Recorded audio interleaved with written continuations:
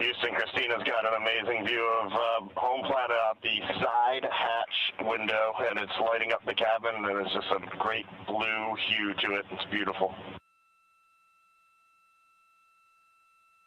That is amazing. When you kicked us out of the cabin, we turned on one of the SAW cameras and also had the Earth's reflection on one of the arrays. It was very cool.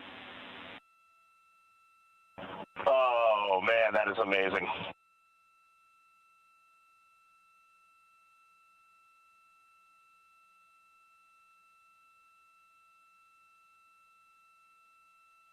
This is Mission Control Houston. Commander Reed Wiseman reveling about the view of the Earth from a distance of less than 17,000 nautical miles now. The cabin audio cable and boom mic are in F3 large, stowed. We copy. The view that Reed Wiseman is describing is the view you're looking at right now as the Earth grows larger in the field of view with each passing moment.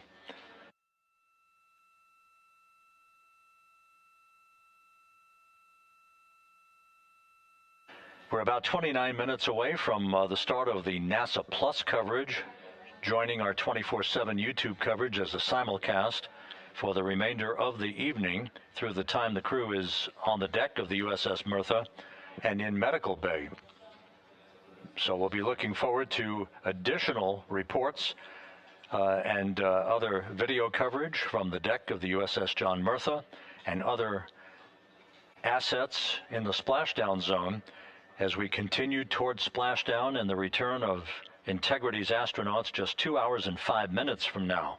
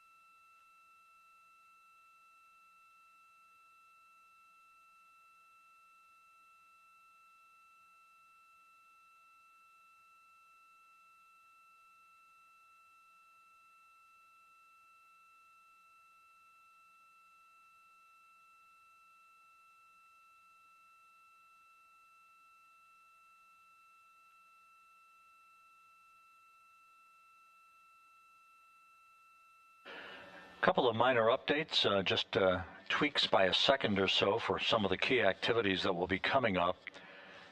Flight Dynamics providing us with some updated information. The start of the blackout period, just a 1 second change. It's going to be estimated now at 6:53 and 54 seconds p.m. Central Time. The duration remains 6 minutes. That blackout will end at 6:59 and 55 seconds p.m. all Central Time.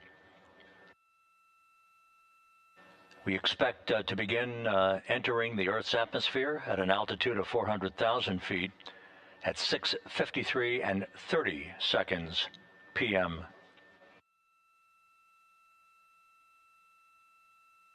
And 1 second difference now in our splashdown time, if everything unfolds the way we believe it will.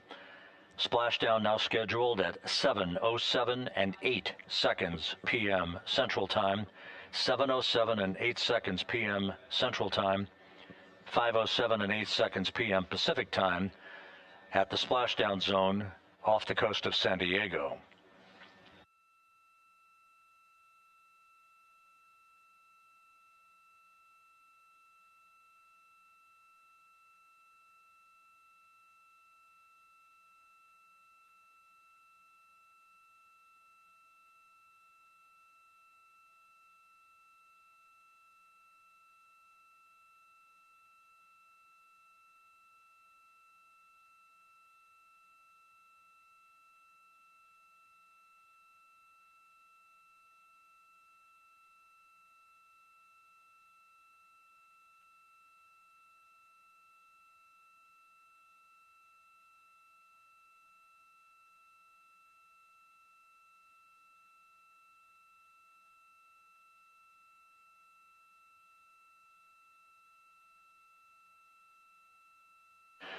And one other update, the latest weather forecast from the Spaceflight Meteorology Group passed on to Flight Director Rick Henfling, calls for the clouds in the splashdown zone to be in the process of dissipating. The winds are somewhat reduced, now just 6 knots. The wave height's still less than 4 feet. All go forecast.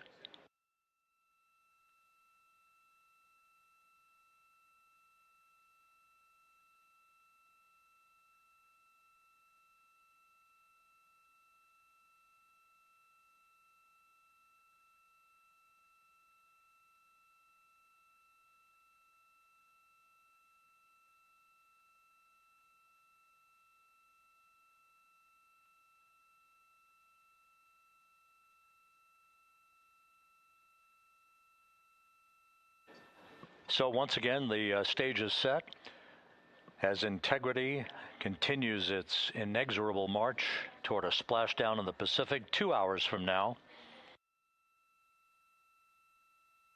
16,000 nautical miles away from the Earth. We are just 1 hour and 26 minutes away from crew module, service module separation, followed by a raise burn to tilt the aft end of the vehicle up ever so slightly and improve its angle of attack into the Earth's atmosphere as a mitigating action to reduce heat loads on the heat shield of the vehicle. This is all pre-planned, pre-flight. There's no differentiation between what we had designed this mission to do. We are expecting to reach the first traces of Earth's atmosphere at entry interface and 400,000 feet above the planet 1 hour and 45 minutes from now.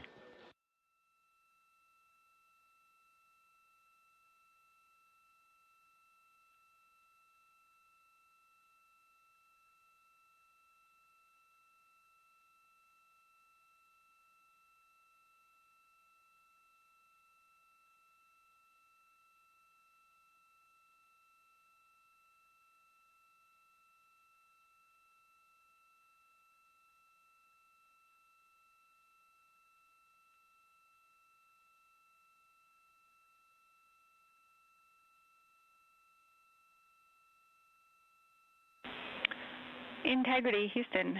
Cabin temp cold soaking is initiated.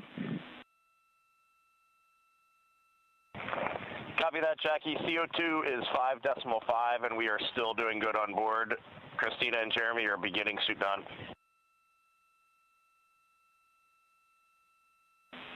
Houston copies all.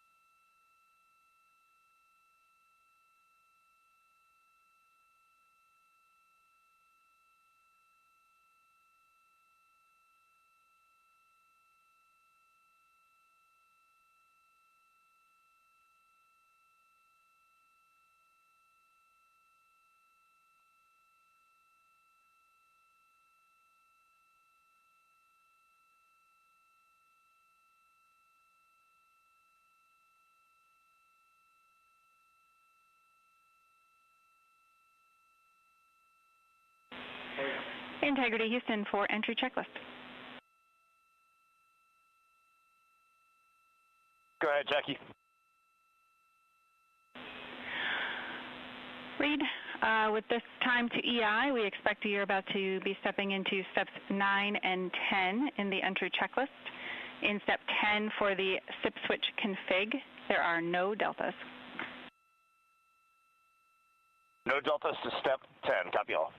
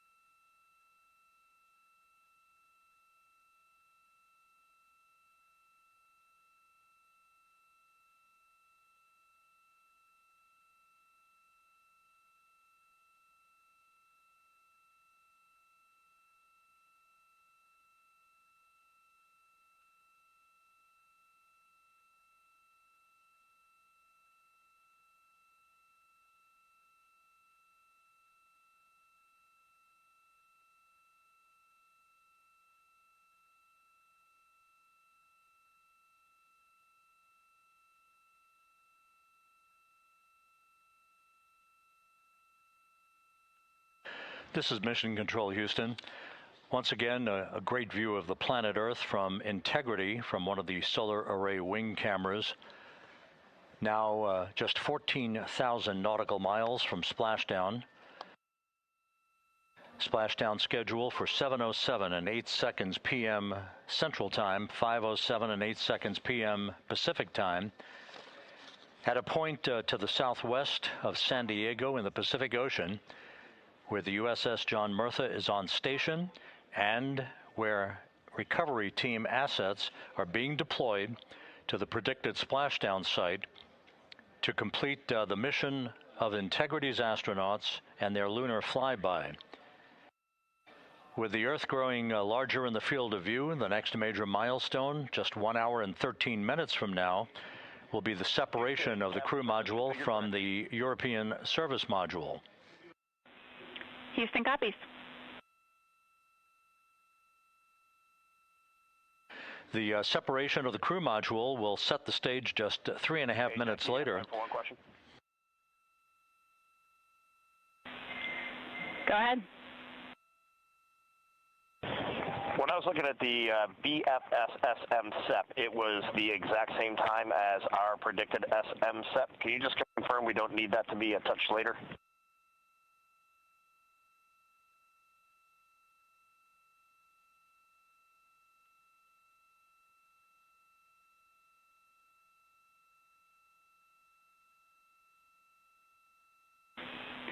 And Reed, matching is expected. That's when the sequence will begin for that whole SEP config.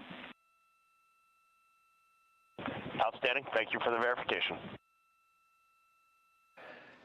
Here in Mission Control in the Artemis Flight Control Room, Capcom Jackie Mahaffey confirming some of the timeline activities with Commander Reed Wiseman aboard the vehicle.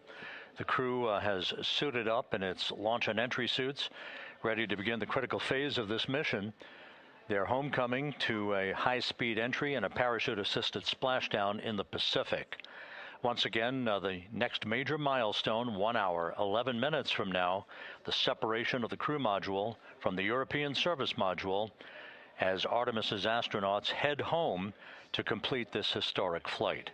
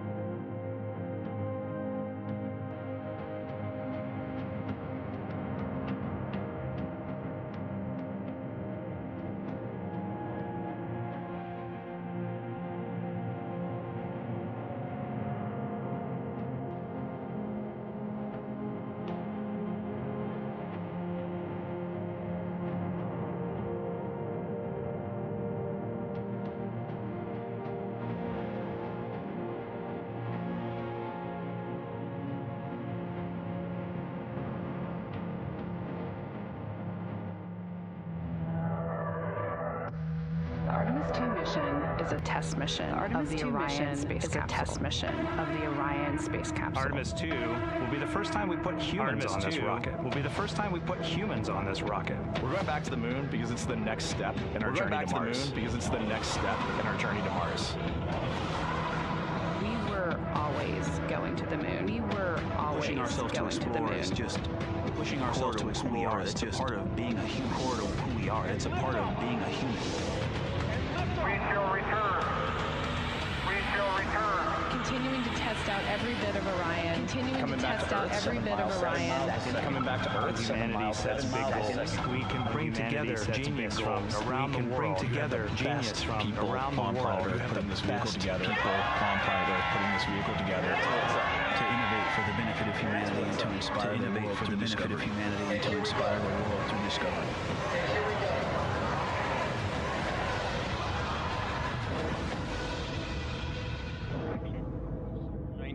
1972, 2:25 p.m. Eastern Standard Time. 2:25 p.m. Eastern Standard Time. Splashes down in the Pacific. Module America Gene Cernan, Ron Evans, and Jack Schmidt aboard. Gene Cernan, as the Apollo 17 mission came to an end. As the Apollo 17 mission's first series of expeditions, along with humanity's first series of expeditions.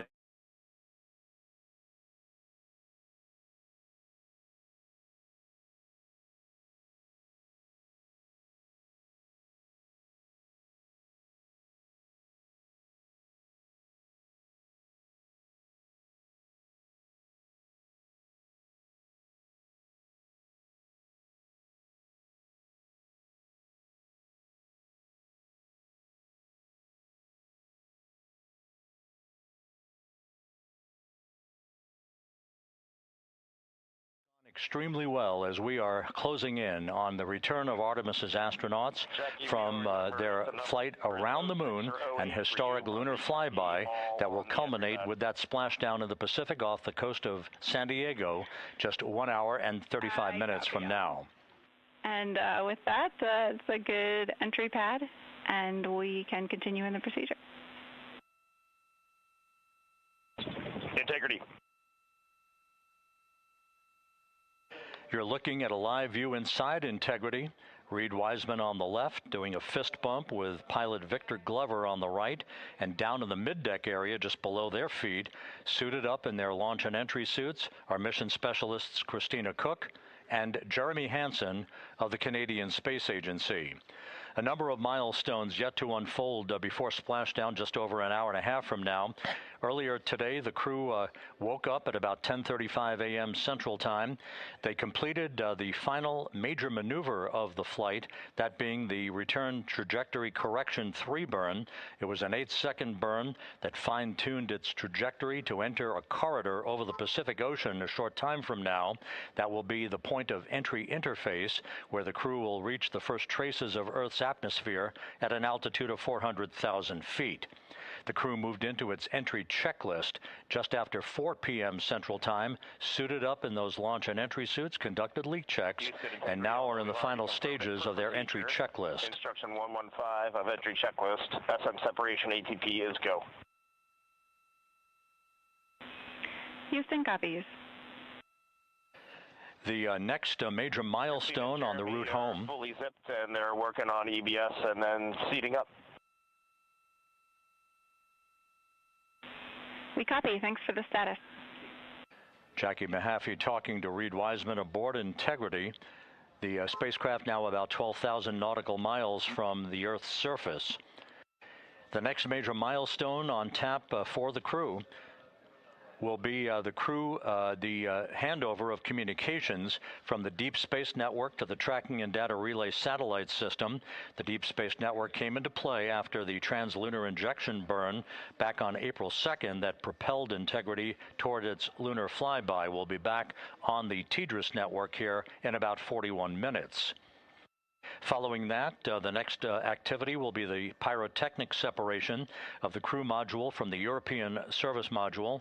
That is scheduled at 6:33 p.m. Central Time, followed 4 minutes later by one final critical maneuver. That will be a 19-second burn of Integrity's thrusters in what is called the crew module raise burn. Now, what that does is it basically acts. If you were sitting in a reclining chair, you'd basically tilt yourself back. It raises the aft end of Integrity ever so slightly, and that is the final opportunity for us to fine-tune the angle of attack of Integrity through the area of peak heating at entry interface. That will come a bit later on, about an hour and 18 minutes from now. So after the raise burn, we will be in the final orientation that will minimize any peak heating on the heat shield of Integrity and prior to the time the crew enters the Earth's atmosphere at an altitude of 400,000 feet. Entry interface. This is the critical time where the crew will reach the first traces of Earth's atmosphere at an altitude of 400,000 feet, traveling 34,882 feet per second. Just 24 seconds after entering the Earth's atmosphere, we will experience a communications blackout expected to last 6 minutes in duration. This is planned, and it is caused by the interaction of the velocity of Integrity with the friction of Earth's atmosphere. There will be a buildup of plasma around the vehicle, and that ionization will prevent any communications with the crew and any receipt of data by flight controllers here in Mission Control. That blackout is scheduled to begin at 6:53 and 54 seconds p.m. Central Time. Again, a 6-minute blackout that will end, if all goes as planned, at 6:59 and 55 seconds p.m. Central Time. At that point, we expect to regain communications with the crew and a reacquisition of data through the Tracking and Data Relay satellite system. We will have a series of roll maneuvers. These are computer commanded that will roll the vehicle slightly to the left, then back to the right. That will bleed off excess energy as we begin our peak period of velocity. We expect to reach a maximum velocity of 24,661.21 miles per hour, equivalent to about Mach 33 times the speed of sound, shortly after we enter that blackout period. Once we exit the blackout period, of course, we're in the denser regions of the Earth's atmosphere, and then we get set up for the parachute deployment sequence. First, the deployment of 3 forward bay cover chutes that will pull essentially the top forward bay cover off the very top of the Integrity vehicle. That will be followed by the deployment of drogue chutes, and then the final deployment of a series of 3 main parachutes at 7:04 and 44 seconds p.m. Central Time. From that point on, it is about 3 minutes or so until splashdown. Splashdown scheduled at 7:07 and 8 seconds p.m. Central Time at a gentle speed of 19 miles an hour. So just to give you some perspective, at the time that we enter the Earth's atmosphere, we're traveling somewhere around Mach 32. We will splash down at a speed of about 19 miles an hour. The G-forces that will build on the crew members inside Integrity will build to about 3.9 Gs. That is what is expected and what they have trained for and what the spacecraft is designed to support.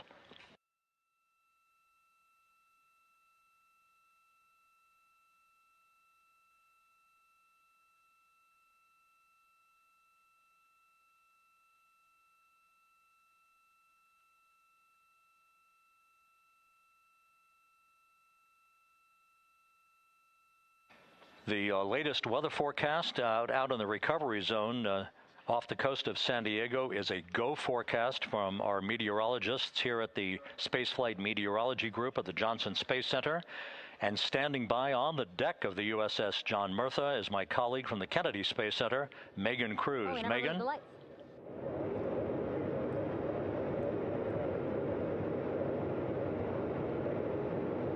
Hey there, Rob. Yeah, welcome to the bow of the USS John Murtha. This is where we will report out live updates from the ship as NASA and the U.S. military work to recover our Artemis II astronauts in just about an hour and a half. How exciting. Now, right now, as you can see, we are out in the Pacific Ocean. We are just west of San Diego. We're actually staged about 6.5 miles away from where we expect Orion to splash down. And then we will incrementally move closer. So at the time of splashdown, we'll be about 5 miles away, and then we will move to 3.2 miles away. At that point, we'll pause, make sure that all the debris that might be coming down with Orion, because basically some parts of like the parachute system, they're jettisoned off Orion during descent. So we'll just want to make sure that those all land in the water and that we are safe to move even closer. So we will make sure that we can move a little closer, and at that point we will move to a mile away from Orion. And at that point the ship will circle the capsule while NASA and Navy recovery forces work to get our astronauts out, and we should have great views of the bow from here. But also we have a ton of cameras all around the ship. For example, we actually have some cameras right to the left of me here on the bow. These are very strong, stabilized cameras. We can really get up close to make sure that we are sharing all the images we have available to you. We also will have some views from above. We actually have 5 planes providing live views of splashdown today.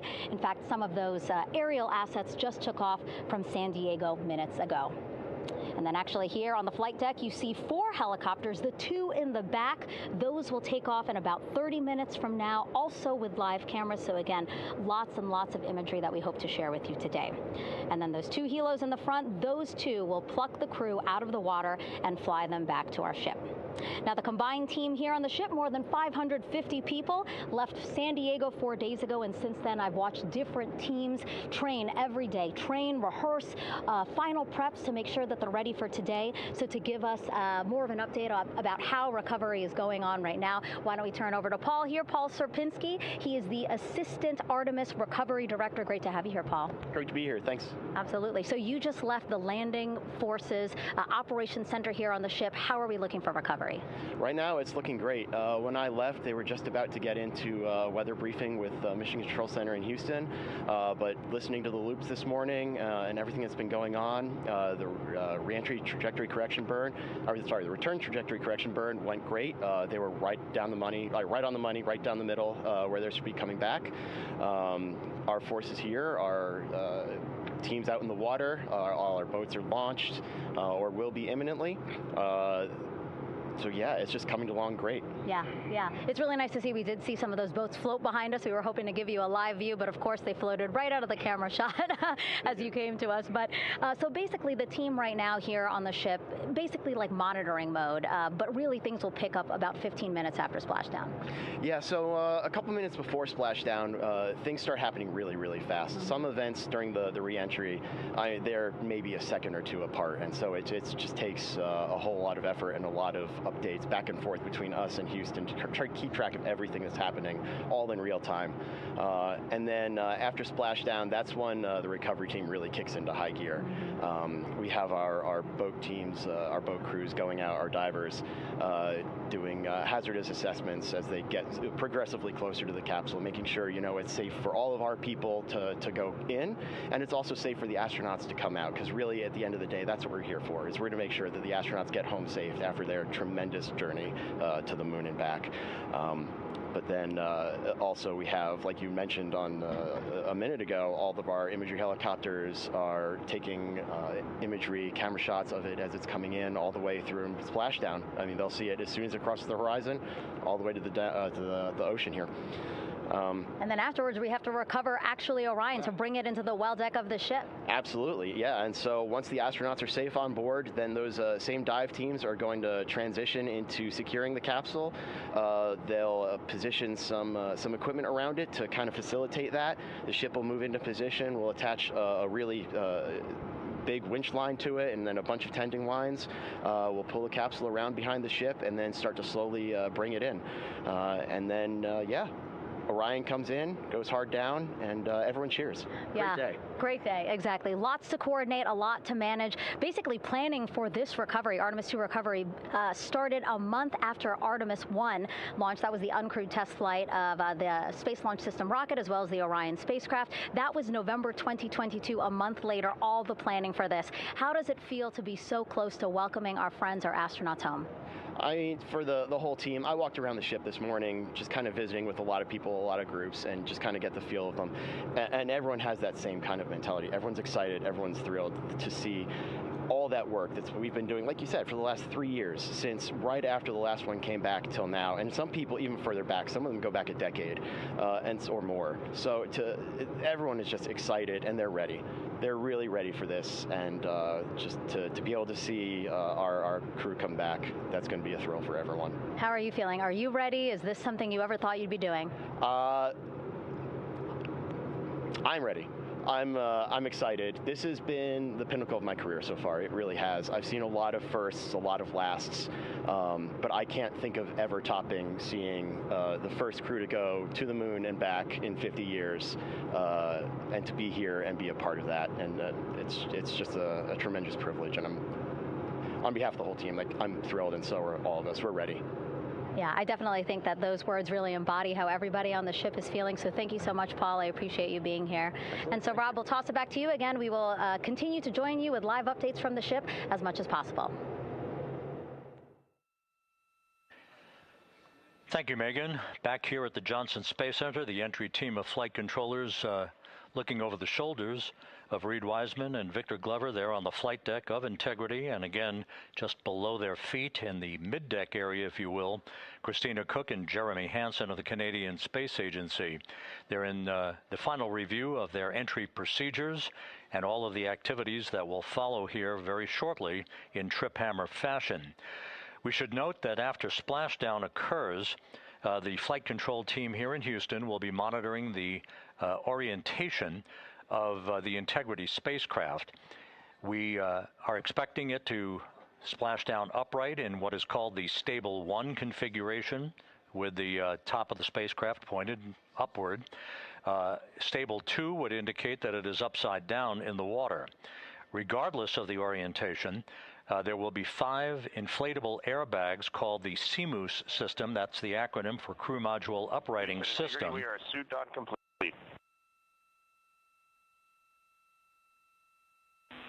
Houston copies. Reed Wiseman acknowledging that the final steps in suit donning are now complete for the crew. Leak checks have been completed earlier. The CMOOS system, those 5 inflatable airbags, will be inflated with helium. Those airbags will ensure that the vehicle remains upright. While that activity is going on, the flight control team here will be checking the systems on Integrity, also making sure that there's no leakage of toxic gas from the spacecraft.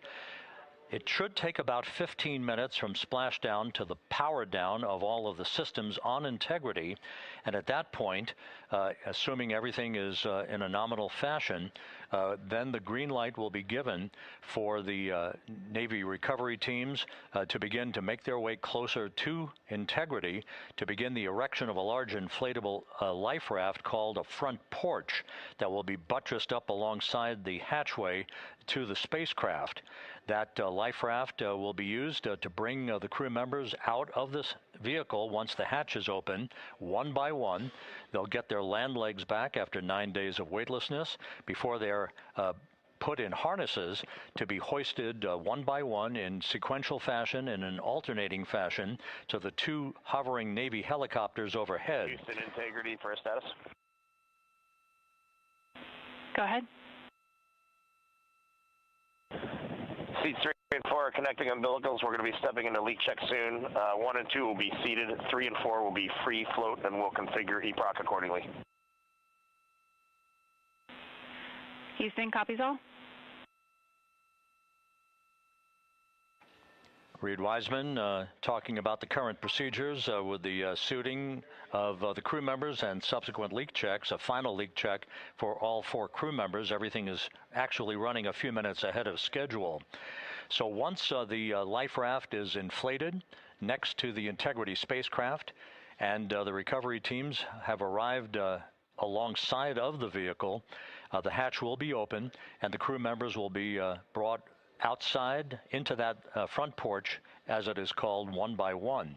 They then will be hoisted into the hovering helos overhead, and those helos then will turn around once the 4 crew members are on board, 2 for each helicopter, and will head back to the ship. That should be about a 10 to 15 minute transit. Once the helicopters land on the deck of the USS John Murtha, the crew members will be exiting those helicopters and brought into medical bay on the deck on the ship itself for comprehensive medical exams. They will spend a period of time yet to be determined on board the USS John Murtha before they are flown by helicopter to the shore in San Diego, to the San Diego Naval Air Station, and ultimately will board a NASA jet for the flight back to the Johnson Space Center here in Houston. Just to recap some of the key times that are coming up. We are expecting the separation of the crew module from the service module just 43 minutes from now. That is expected to occur at 6:33 p.m. Central Time, 7:33 p.m. Eastern Time. That will be followed just 4 minutes later by the crew module raise burn, the use of Integrity's thrusters one final time in a 19-second burn to slightly tilt the vehicle up into the correct orientation or angle of attack to ensure that it enters the Earth's atmosphere at the right angle, if you will. That will help deflect the buildup of heat against Integrity's heat shield. This was a deliberate move, a change in the procedures from the Artemis I mission that resulted in unexpected char loss on the Avcoat heat shield that had not been intended based on the entry trajectory for the Artemis I mission. What we're doing is we deliberately changed the trajectory of the entry from a skip entry that was about a 3,000-mile transit across the Pacific Ocean. We are expecting now from entry interface to the point of splashdown to have a range of just 1,701 nautical miles, and that in of itself will reduce the exposure time of heating on the heat shield of the spacecraft. Once the raise burn is complete, then the stage is set for entry interface at 6:53 and 31 seconds p.m. Central Time. That means that Integrity will be entering the Earth's atmosphere at an altitude of 400,000 feet, traveling at about 34,882 feet per second, heading for its splashdown site off the coast of San Diego, as you just heard from Megan Cruz on the deck of the USS John Murtha. Splashdown once again under those three main parachutes is expected at 7:07 and 8 seconds p.m. Central Time, 5:07 p.m. Pacific Time, 2.5 hours before sunset. The actual total distance traveled for Integrity from launch to splashdown is estimated at 694,481 statute miles. Now that includes the first high elliptical Earth orbit following launch that enabled Integrity to move to 43,000 miles above the Earth at its apogee and enabling a 24-hour period of systems checkouts before the flight control team here and the mission management team gave approval for Integrity to conduct its translunar injection that propelled it on its way to the moon and its historic lunar flyby. So the total distance we expect this vehicle to have traveled at splashdown, 694,481 statute miles.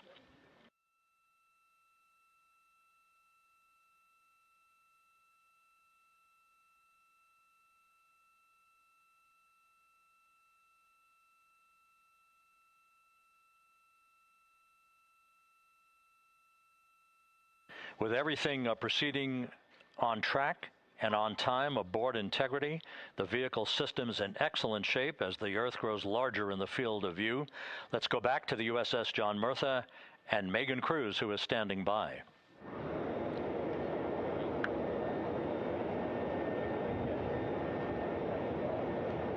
Hey, yeah, Rob, welcome back. Again, we are out in the Pacific Ocean, staged just about 6.5 miles from where we expect Orion to splash down now in just over an hour. How exciting. And the weather, awesome conditions here. I know you see some wind blowing around my hair, but really nothing to speak of when it comes to having to recover our astronauts, as well as no waves here, really.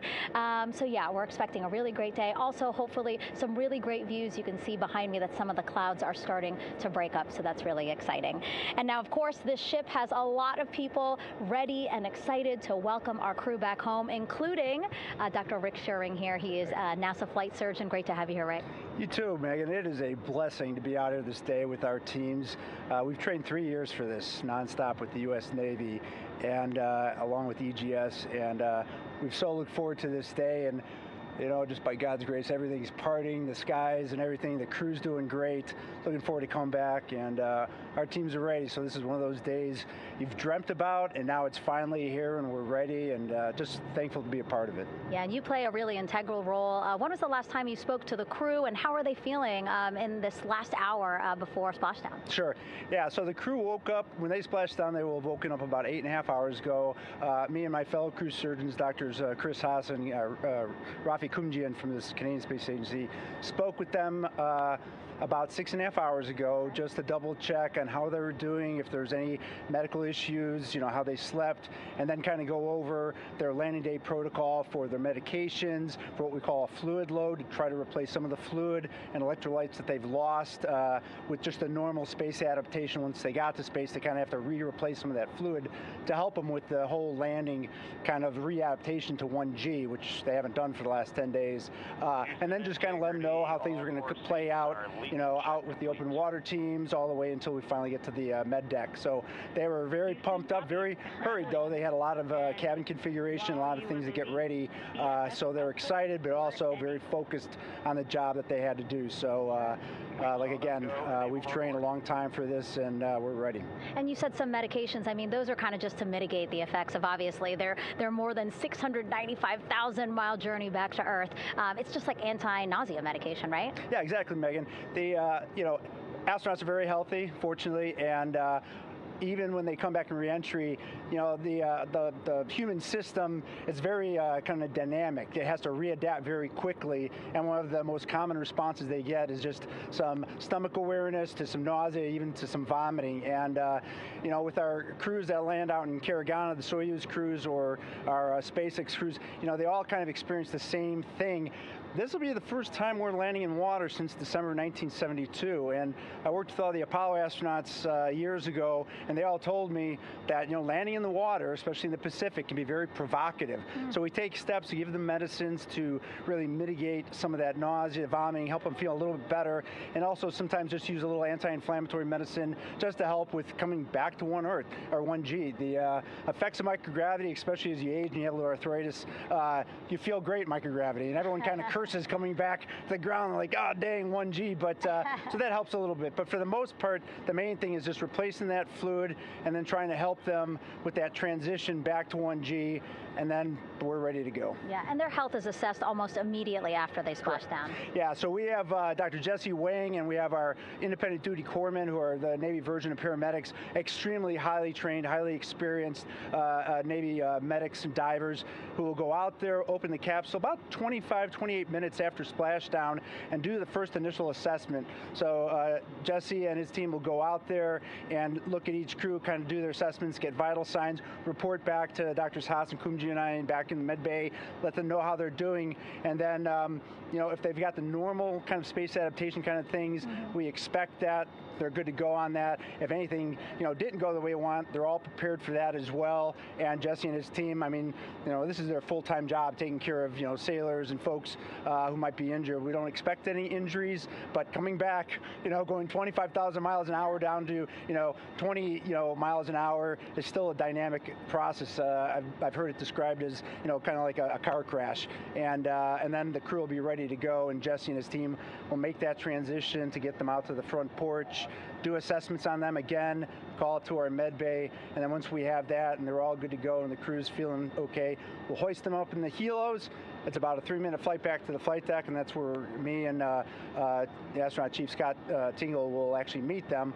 I'll get eyes on them, make sure they're all good, just take very slow transitions, and then one by one we'll either get them out with the SMTs, the SAR med techs, under each arm, just kind of just walk them very slowly to med bay, which actually helps them acclimate back to 1G. Or if they really don't have their sea legs back yet, then we might put them in what we call a stair chair, which will be right behind them, and then just very slowly kind of get them back into med bay to start our full assessments with the team. Yeah, so a really great team here to support them as soon as they get back, and also all throughout the mission, of course. You talked a little bit about this, but obviously, we have seen astronauts return from the International Space Station for over 25 years, so we kind of know that that journey, how it affects the body. But yes, we're talking about humans returning from the moon for the first time since 1972. How is this different from your perspective? So it's different in one very significant respect. On Apollo, for exercise, they had something called the Apollo Exergenia, which was basically just a little canister with some ropes, and they would have some resistance and kind of do that. And the Apollo astronauts really liked that. They liked the ability to exercise, because you decondition from a musculoskeletal standpoint, you lose your strength and your stamina very quickly. We had something called the Orion flywheel, which was able to impart much greater loads in terms of resistance, so they're able to do squats, deadlifts, different things, not dissimilar to what the ISS astronauts do, but with a lot less room to do it. And they also did rowing activities for cardiovascular health, and the crews loved it. But for the lunar crews, the future lunar crews, maintaining that physical conditioning, which our astronaut strength conditioning rehabilitation specialists, affectionately known as the ACERs, back in Houston, really work hard to get them in the best shape they're going to, have to be in to get to the moon. That device hopefully will maintain that. And Apollo only had about a 4.3-day journey to the moon. Our astronauts are going to have about a 10 to 14-day journey. Right. So maintaining that physical fitness, that strength and stamina is going to be crucial for the success of being able to do those very physically demanding lunar EVAs. Right. So we're very excited about what the astronauts have said about the device and what they have to say about the role exercise plays, going to the moon. And also the mental benefit. Sure. They just really like sweating, breaking the sweat, and actually just feeling like they're just getting a workout. Right. So thank you so much, Rick. I really appreciate it. I know they're going to be in good hands, so we'll let you get back to it. Thank you so much. Megan, thanks for the time. Back to you, Rob. Okay, Megan, back here in Mission Control in Houston, everything is moving along in order. This view of Reed Wiseman on the left, Victor Glover on the right. We have good suit leak checks. Everything aboard Integrity is in excellent shape. The vehicle, with the Earth growing larger and larger in the field of view, we're now just about 8,200 nautical miles away from Earth and closing in for a splashdown just 1 hour and 5 minutes from now.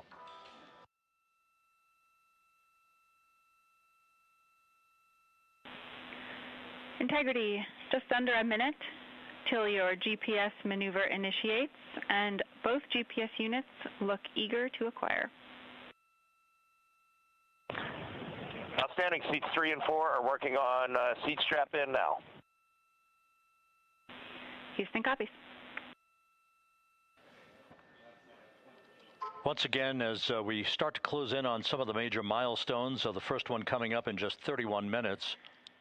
And Integrity, just confirming the LCG gas trap was able to be closed out.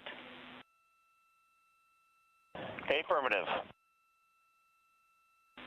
Copy. Crew module, service module separation scheduled just 31 minutes from now. The key point of interest, of course, will be the performance of Integrity's heat shield during its high-speed entry back into Earth and the peak heating that is expected around the spacecraft of some 4,000 to 5,000 degrees Fahrenheit.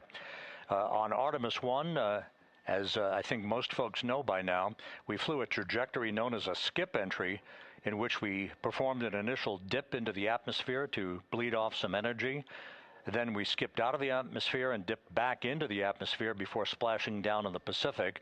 But after the mission was over with, we noticed unexpected liberation of some of the charring effects on the heat shield known as AVCOAT.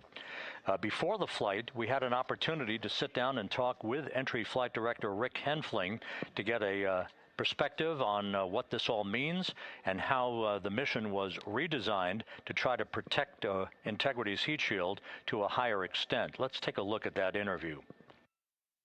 Returning from the moon is a lot different than deorbiting from low Earth orbit. When we return from the moon, we expect to achieve velocities upwards of 36,000 feet per second. And in order to slow down to a nice, graceful splashdown in the Pacific Ocean, the flight crew is going to experience between 3 and 4 times the force of Earth's gravity. On Artemis I, pressure buildup inside the char layer of the heat shield resulted in the char losses we saw. NASA established a Tiger team whose job was to investigate the cause of the problem and then make recommendations on how to fly the Artemis II mission safely and successfully. And so for Artemis II, we are going to fly a profile that ensures the spacecraft will not see that same type of pressure profile.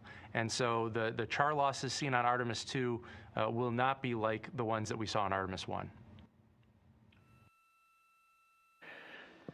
Rick Henfling indicated that the orientation of the spacecraft and the shortening of the distance of transit to the splashdown zone from the point of entry interface when we reach the top of the Earth's atmosphere, which will be coming up at 6:53 and 30 seconds p.m. Central Time, should do the trick in minimizing the deleterious forces against that heat shield that were noticed on the Artemis I mission. We think we see a beautiful sunrise over the west coast of Australia.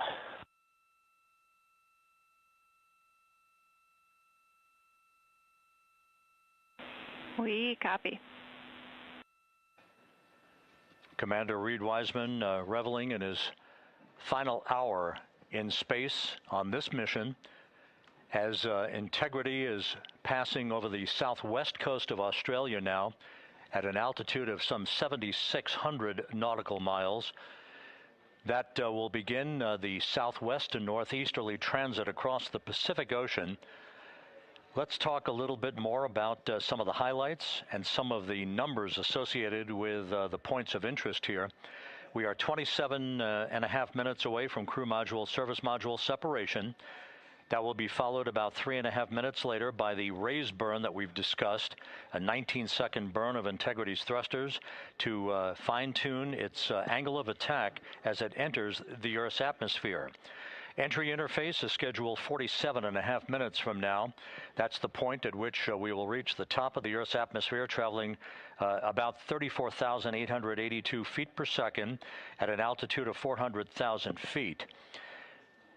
Just 24 seconds after entry interface, we will begin a blackout period of 6 minutes in duration at 6:53 and 54 seconds p.m. Central Time. Now, right about 10 seconds after the blackout period begins, we are expected to reach peak speed, which would be 24,661 miles an hour. That'll be about 103 miles an hour short of the velocity record set by the Apollo 10 astronauts, Tom Stafford, Gene Cernan, and John Young, when they returned from the moon on the Apollo 10 mission in 1969. That blackout period is expected to last 6 minutes in duration. At 6:54 and 52 seconds p.m. Central Time, we'll reach our peak heating period of about 4,000 to 5,000 degrees while we're in a communications blackout from Integrity and its astronauts. That blackout should end at 6:59 and 55 seconds p.m. Central Time, at which point we expect to regain communications with the crew.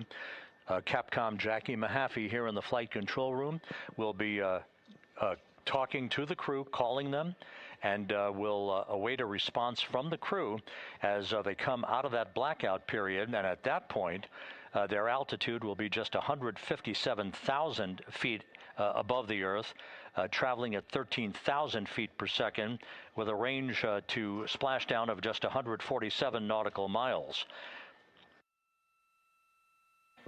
From that point on, the next key series of events will be the deployment of a series of parachutes that we discussed before. First, the forward bay cover chute deploy that will pull the forward bay cover away from the top of Integrity, followed by drogue chute deploy, and then the main chute deploy that's expected at 7:04 and 44 seconds p.m. Central Time. That will begin the gentle descent of Integrity towards its splashdown at just a velocity of just 19 miles an hour, and that will begin the recovery operations that you just heard Megan Cruz discuss with her folks on the USS John Murtha. All of Integrity's systems in great shape. The crew is suited up. Leak checks complete as we stand by for the next major milestone, which will be the crew module service module separation just 24 and a half minutes from now.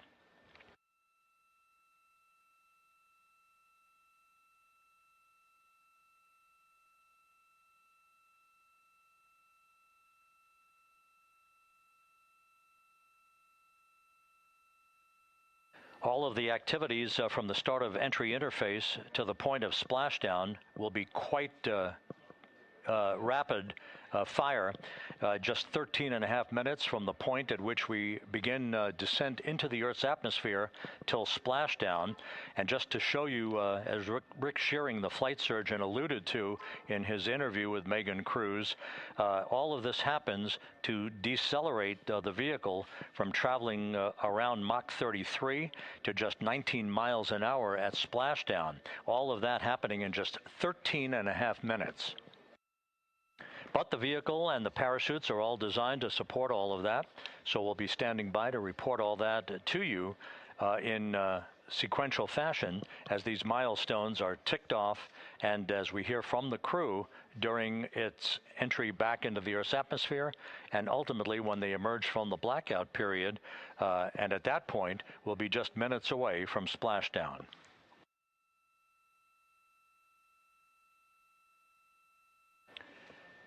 So with all of those preparations ongoing, we can return here briefly for another report from the USS John P. Murtha and Megan Cruz. Megan?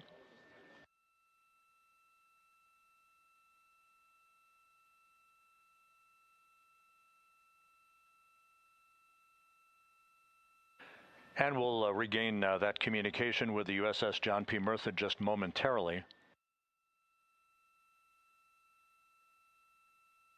In the meantime, everything is on track aboard Integrity, the flight control team here in Houston, led by Entry Flight Director Rick Henfling. The voice you will hear talking to the crew is that of Jackie Mahaffey. She will be reporting everything to the crew and receiving their reports as they enter the Earth's atmosphere for their 13.5-minute plunge back into the atmosphere for splashdown off the coast of San Diego. Now we have the ship back with us and Megan Cruz aboard the USS John P. Murtha. Megan? 11 balloon, right?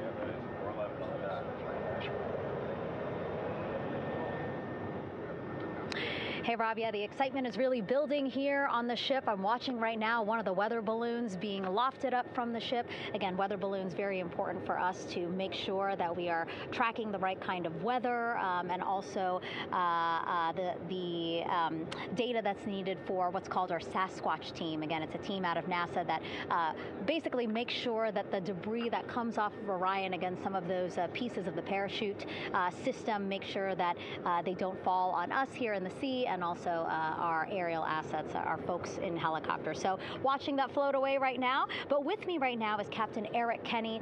He's the commanding officer of the John P. Murtha naval ship. Thank you so much for being here. There are so many moving parts that you have to keep an eye on. That's absolutely right, yeah. But first of all, on behalf of the crew of USS John P. Murtha, Megan, thanks for having me on today. Happy to tell you what we're doing and excited to get the interview started. Yeah, absolutely. Why don't we actually take a look at the flight deck here? We'll start there.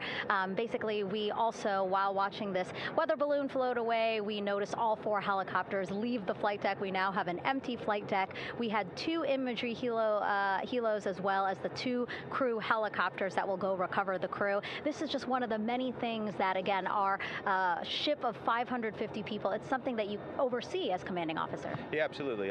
Every commanding officer, I would say really every naval service member, our priority is always safety. And as the commanding officer, I take that as one of my primary roles here on board. Mission accomplishment is important, safety always. So my day really has, I would say my message to the crew has sort of changed over the past 24 hours. As we're leading up to today, we've been building up the excitement and motivating the team for the training that we've executed. But really over the past 24 hours, now I'm trying to get us to slow down a little bit. Trust our training, right? Don't believe all the hype. Don't believe everything that's going on. Just let's trust what we've done to get to this point, and if we do that, we'll be successful today. Mm-hmm. And also part of the big success is obviously the coordination between NASA and the U.S. military. How does it feel being able to support the human space program we have? Yeah, I mean, since 1959 with Mercury, Gemini, Apollo, the history between NASA and the Navy has been in lockstep. But like any other skill, if you don't practice it regularly, that skill atrophies. So we've had a few decades off from that. But, over the past 4 or 5 years, really with this ship over the past year, we've constantly trained and working for this moment right here. Building up the hype, but to get to this point today, to be able to trust all the training we've done. We've worked with, working with NASA, the Air Force, the medical team, dive team. You want to talk about high-performance organizations coming together, working in unison. We are seeing that here on board the USS John P. Murtha, and I can't be more proud of all the work everyone's doing. Yeah, you had some great words this morning saying just that, again, that it's really nice to see everybody working together and so excited. I mean, you just became the commanding officer of this ship back in February. How does it personally feel for you to be a part of this historic moment today? Yeah, I mean, first and foremost, I'd say any opportunity to command any warship in the United States Navy is a tremendous honor, is a pinnacle of any naval officer's career. That being said, as my change of command was approaching, and I realized that Artemis was going to be in the window here, to say that I'm humbled and honored to be here is an understatement. What really just excites me is the opportunity to see this crew, who has been training so hard over the past year plus, come together.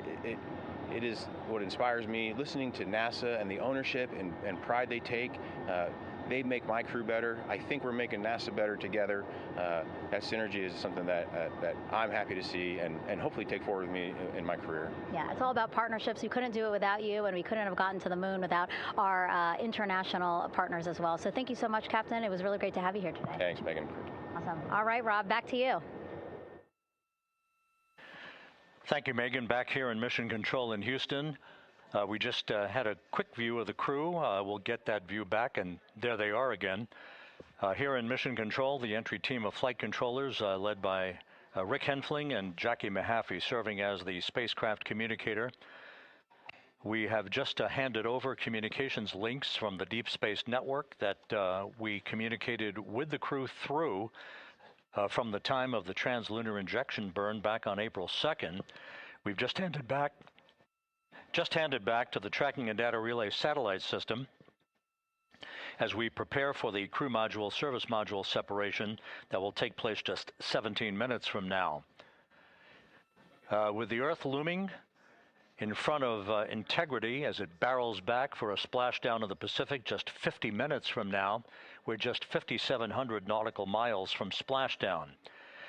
Just one other quick note about the comparison from the Artemis I entry profile to the Artemis II entry profile and how that is serving as an extra layer of protection for Integrity's heat shield. The Artemis I entry had an entry range of some 3,178 nautical miles, a very long downtrack, and a very longer period of exposure to heat loads than we're experiencing tonight. It also had that skip entry profile that we discussed earlier, dipping into the Earth's atmosphere, then back out, then back in. It was about 20 minutes of exposure. Integrity, Houston, comm check on TDRS. Jackie, we have it loud and clear on TDRS. We have you the same. And there's one of the weather balloons being deployed from the USS John P. Murtha.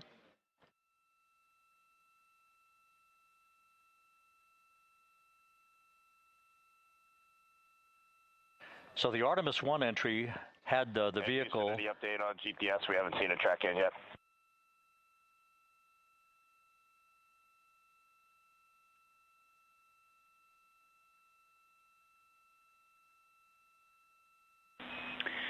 Reed, we are watching. We are starting to get into the window where they may start acquiring, so should be within the next 10 minutes. Okay, sounds good. We're holding at step 17 and getting ready for CMRCS hot fire.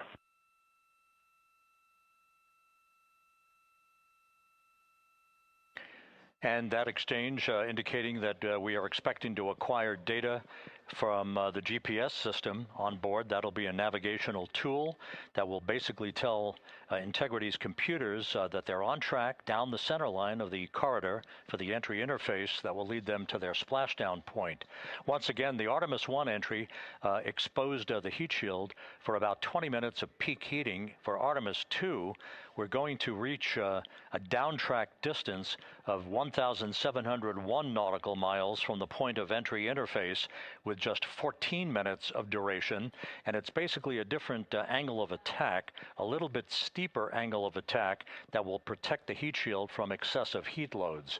So that is the difference between Artemis I and Artemis II, all designed into this mission to gather data, to protect the heat shield, since the Artemis III mission and beyond will have a different designed heat shield that will allow that skip entry type of profile to be resumed for all of the future missions coming back from the south pole of the moon when we initiate lunar landings. So we've handed over to the Tracking and Data Relay Satellite System. That's where we'll have communications for the rest of the flight. Just to give you some time hacks here, we're 13.5 minutes away from crew module, service module separation, and just 17 minutes away from the raise burn, that 19-second firing of the thrusters that will basically be the final fine-tuning of the angle of attack for Integrity as it enters the Earth's atmosphere.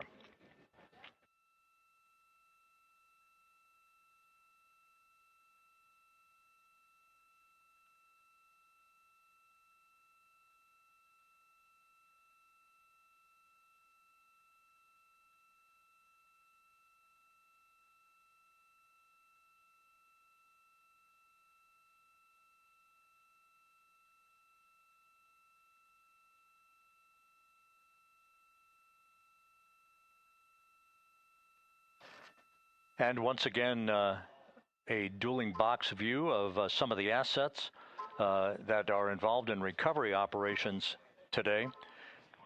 The Integrity, cabin configured, all crew suited and seated. Houston, copies. That confirmation from Reed Wiseman aboard Integrity, as you see the assets being deployed to the splashdown zone. At the time of splashdown, we expect the John P. Murtha to be about 5 miles away from Integrity, keeping a safe distance until we are sure that the vehicle is in the water and upright, and that it is in a good configuration system-wide for the recovery teams to begin to approach the vehicle to erect that inflatable raft. 2 minutes to CM RCS warm-up hot fire. We're ready. That call from spacecraft communicator Jackie Mahaffey indicating that we're 2 minutes away from a quick burst of the reaction control system. Thrusters, that will be a hot fire test prior to the separation of the crew module from the service module. The European service module has performed flawlessly throughout this flight. Everything, all the burns that had been prescribed for that service module have been executed on time and without a problem. There is the European flight control room that has overseen the manufacturing, the design of the European service module. They deserve quite a bit of credit on this mission for not only propelling the Integrity and its astronauts toward the moon, but also conducting the fine-tuning of its trajectory to bring it to this point where we are dead spot on down the middle of the corridor trajectory-wise to bring Integrity down for its splashdown in the Pacific just 44 minutes from now.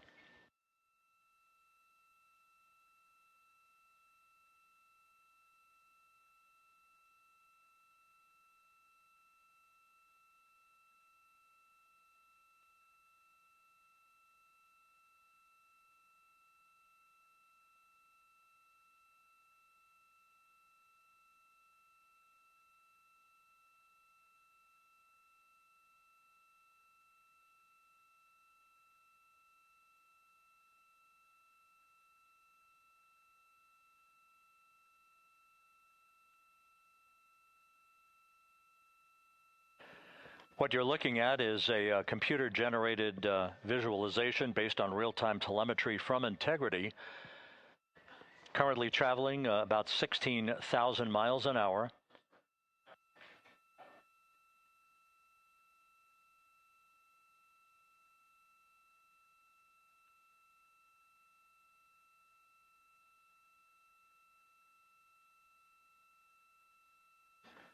Integrity traveling about 16,000 miles an hour. For the prop cautions, we're taking a look. Copy that. Now just about 5,100 miles from Earth. Splashdown scheduled 43 minutes from now. We're just 9.5 minutes away from the crew module service module separation.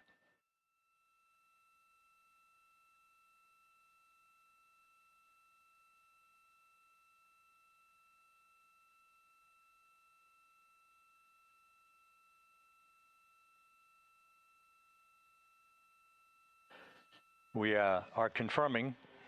Integrity, we are assessing details, but so far looks like a good hot fire. Looks good on board, Jackie. Thank you.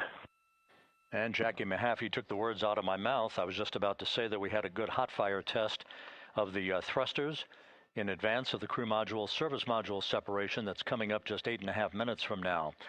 This will begin the period in which we will have rapid-fire succession of critical activities on board that will lead to entry interface just 28 minutes from now, where the vehicle will enter the Earth's atmosphere at an altitude of 400,000 feet. The time of entry interface, 6:53 and 30 seconds p.m. Central Time.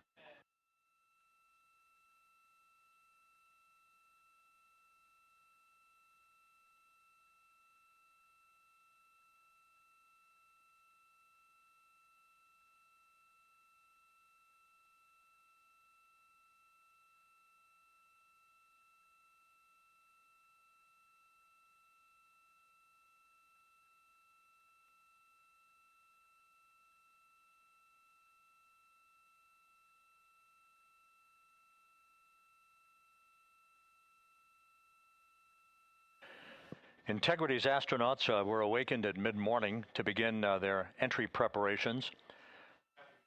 And propulsion officer now reports a good hot fire test in preparation for the crew module service module separation.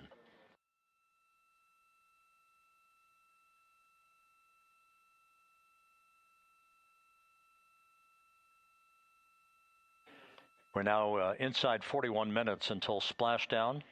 Integrity Houston, we have confirmed a good CMRCS hot fire, and although we are not seeing GPS acquired yet, you can skip the troubleshooting steps in 157 for now.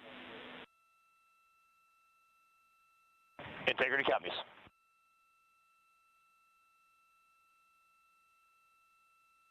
That GPS discussion indicating that we will be acquiring navigational data for Integrity through the Global Positioning System equipment on board. We just don't have it yet, but we will. All of Integrity's systems are in great shape to support its high-speed entry into the Earth's atmosphere. It, once again, will reach a peak speed of 24,661.21 miles an hour. Your call, GPS. We at least have GPS 1 looking good on board.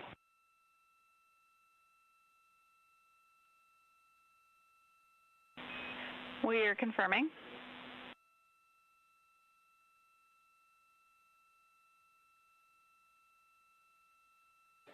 The Guidance, Navigation, and Control Officer here in Mission Control confirming that we have good lock on GPS data. We are on a communications link now through the Tracking and Data Relay Satellite System. Now, following splashdown, we're going to lose that link and go to what's called a VLDR, a very low data rate communications link, so that we can talk to the crew inside Integrity as they are on the water. Integrity, confirm we do see good GPS.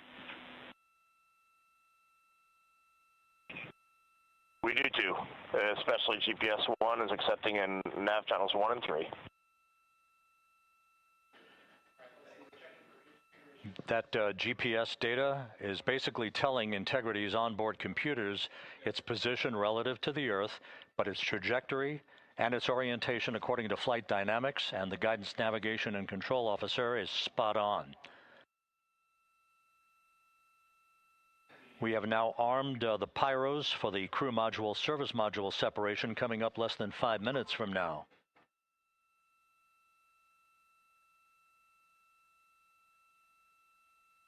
Once again, just 10 seconds after entry interface, we will see Integrity reaching its peak speed of 24,661.21 miles per hour. That will be just seconds before we begin a 6-minute blackout period. Integrity, Houston. Your vehicle is in a good config for CM-SM SEP and go for CM raise. Houston, we see the same on board and copy go for CM raise.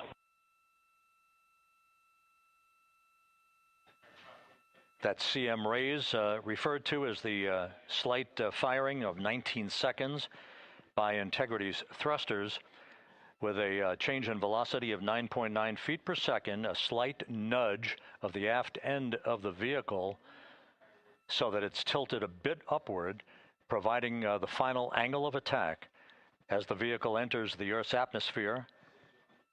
This being the mitigating factor that will reduce heat loads on the heat shield as we reach a point downrange from the start of entry interface, some 1,701 nautical miles to the splashdown site.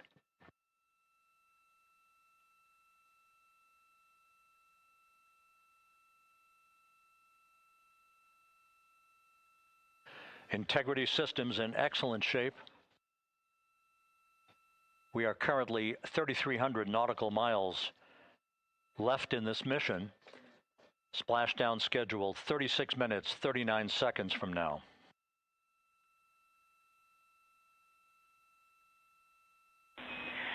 Integrity, Houston.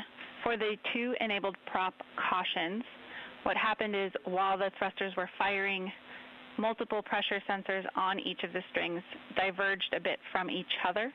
Those limits look to be set pretty tight. We think it could happen again when the thrusters fire in the future, so we are going to suppress those messages. We concur with suppress, not inhibit. Thank you.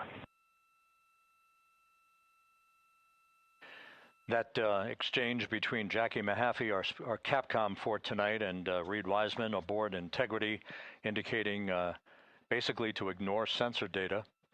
All of Integrity systems are in good shape.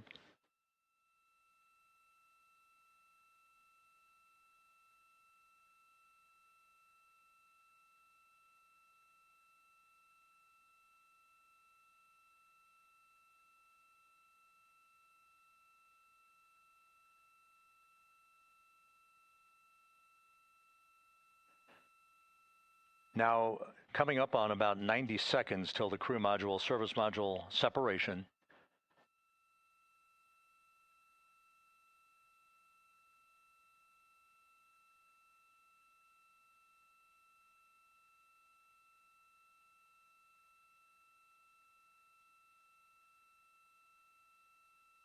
All quiet here in Mission Control as we enter the most critical phase of the completion of this flight. All of the preparatory activities leading up to the vehicle entering the Earth's atmosphere just 21 minutes from now.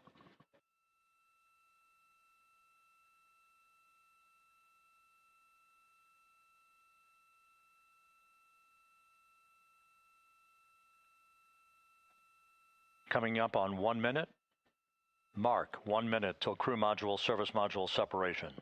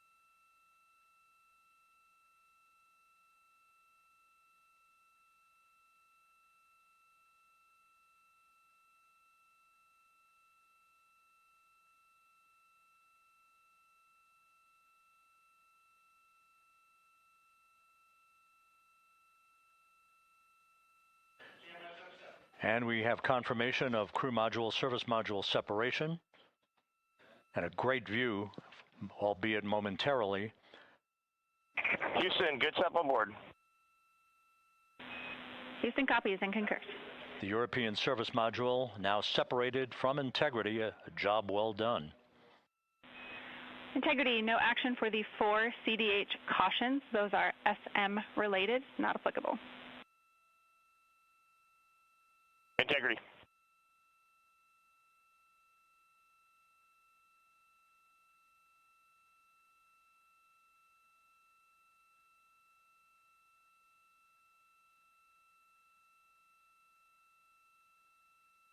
So, with Integrity now flying free on its own for the remaining 32 minutes of this mission, next up, the raise burn, a 19-second firing of Integrity's thrusters. Good GPS 2.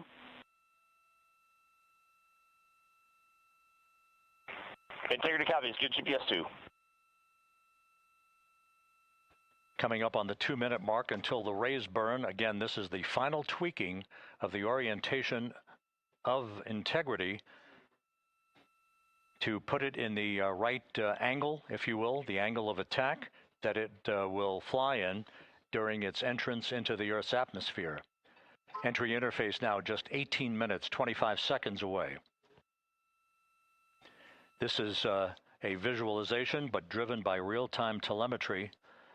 This is the maneuvering of Integrity to the raise burn orientation. Just 2,800 miles from Earth.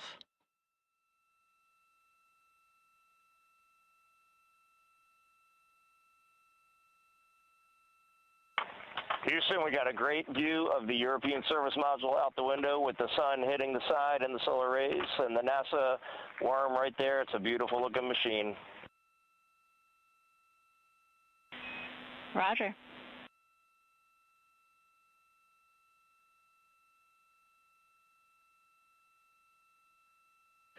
And we have completed the maneuver to the raise burn orientation, 1 minute away from the raise burn.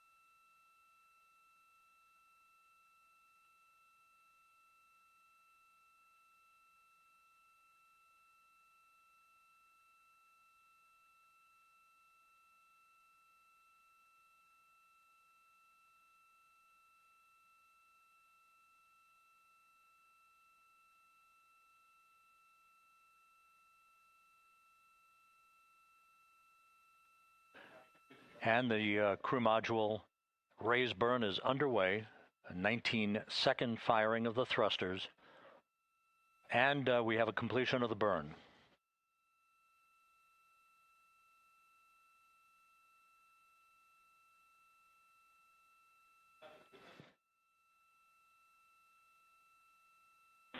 Integrity, good. CM raise burn. Your flight path angle is within limits.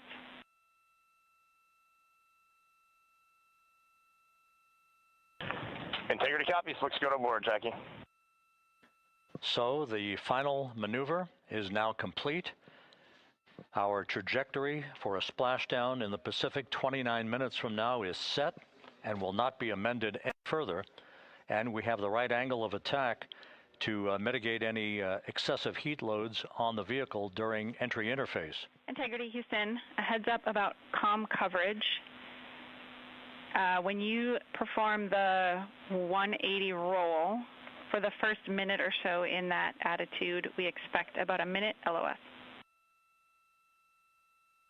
We copy.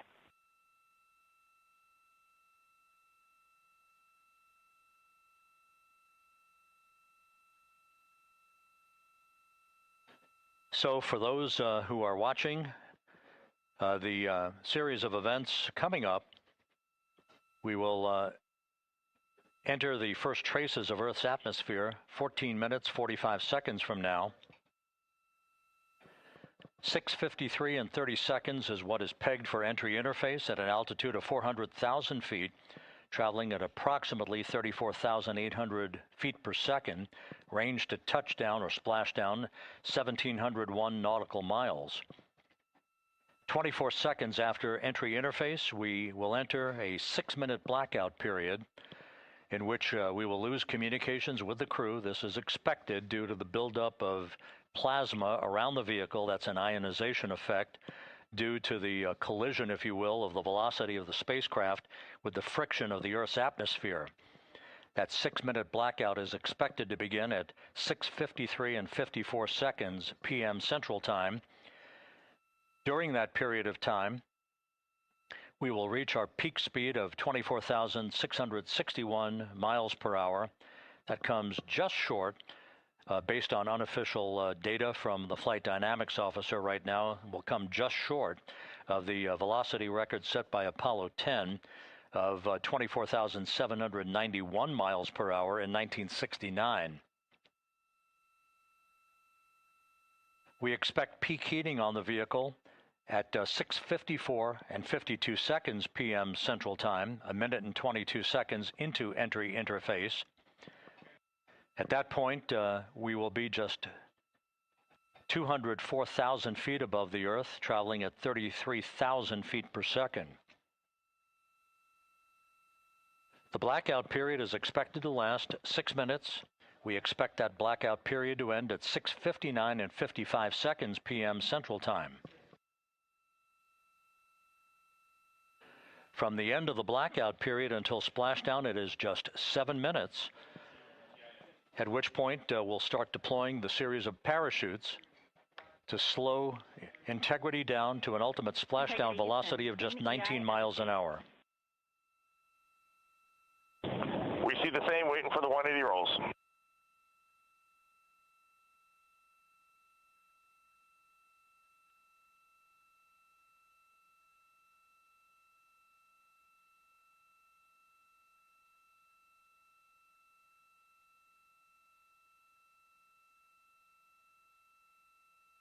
The parachute deployment sequence, once again, will come in several segments, but in rapid fire succession. And we have a great view of the moon out window too. Looks a little smaller than yesterday. Guess we'll have to go back.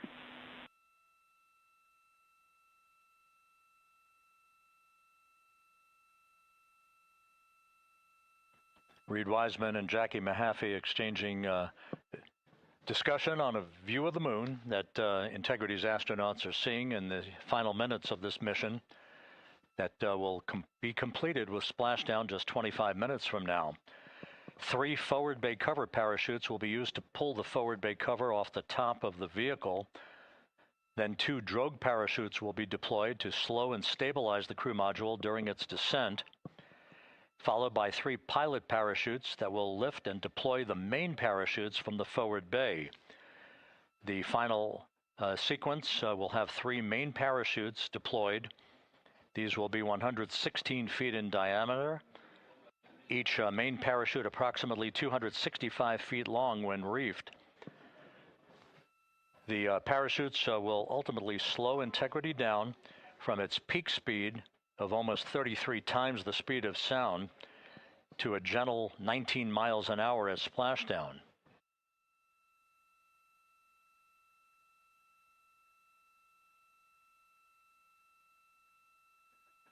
The vehicle is now currently in a roll to the proper attitude for entry interface. Our trajectory is right on according to flight dynamics.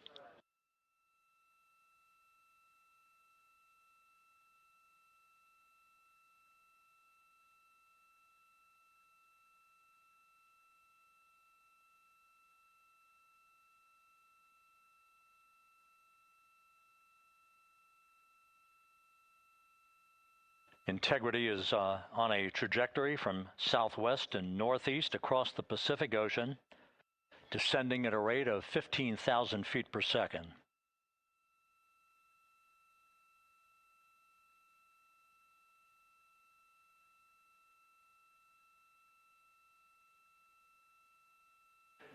Range to touchdown 4,300 nautical miles, all the systems in excellent shape.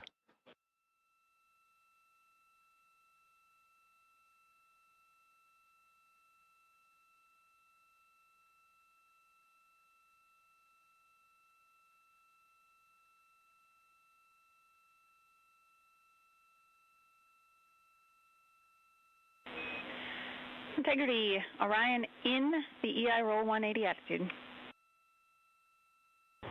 Looks good on board, Jackie.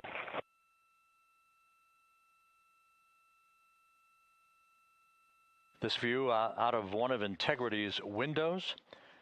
We had a call for 3 good baros. Those are barometric pressure sensors that feed altitude and rate of descent information to Integrity's computers that will trigger the parachute deployment sequence. We are less than 9 minutes away from entry interface, 22 minutes from splashdown.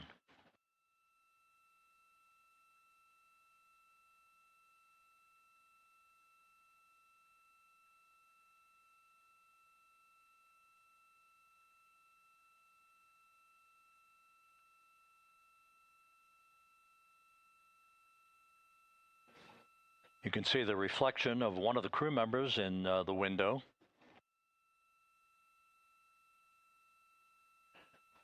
Out in the Pacific, the weather conditions remain go. Just a few clouds, some scattered clouds, winds at 10 knots, wave heights just about 4 feet.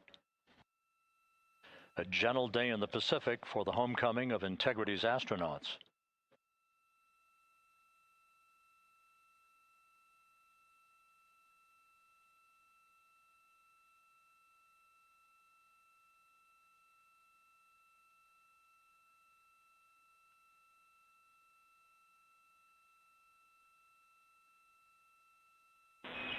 Integrity back in EI attitude.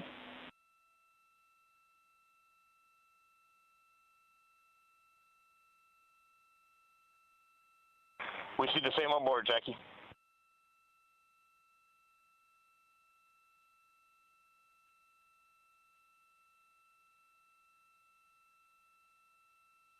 Houston, purge is complete. Crew and vehicle are configured for entry. Houston copies.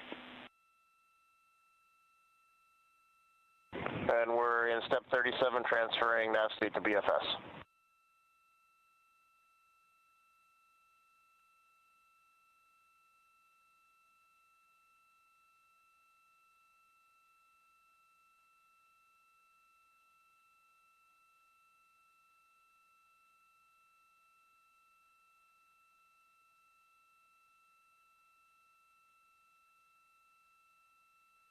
And Houston, in instruction 509, we are not below 0.2.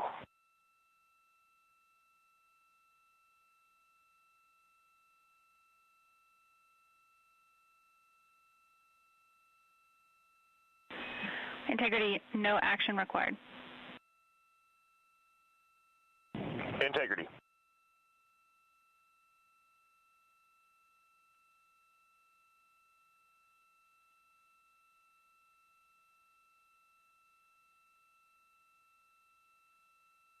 Now 6 minutes away from entry interface.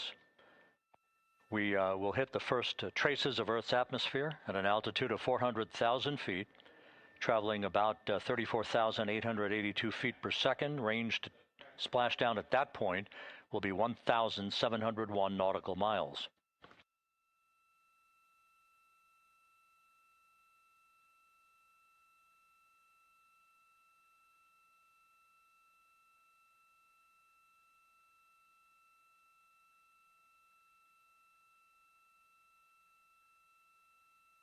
And once again, just a reminder, some 24 seconds after entry interface, we do expect to lose communications with the vehicle and the crew during a 6-minute blackout period when a plasma shield will build up around the spacecraft due to the ionization, due to heating effects.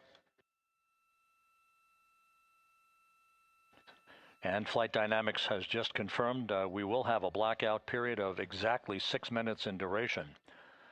And once again, that's due to the fact that a plasma buildup around the vehicle will prevent communications and data, so we will not be able to talk to the crew members at that time, nor will we receive data here in the flight control room. Houston, everything's looking good on board. Just confirm no pre-EI downloads. Houston concurs. That blackout period to begin at 6:53 and 54 seconds p.m. Central Time, and again will last about 6 minutes in duration.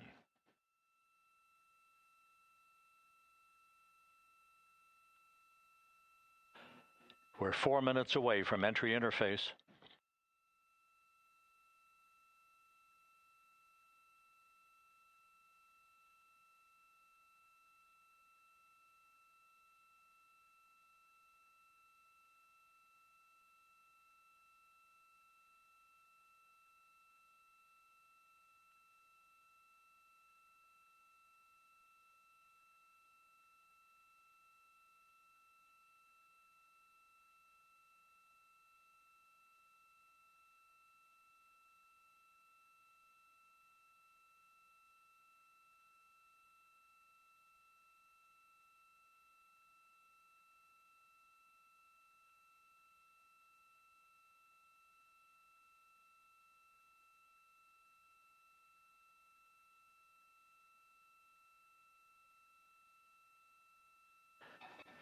This view from Integrity as it crosses from southwest to northeast across the Pacific Ocean, 3 minutes from entry interface.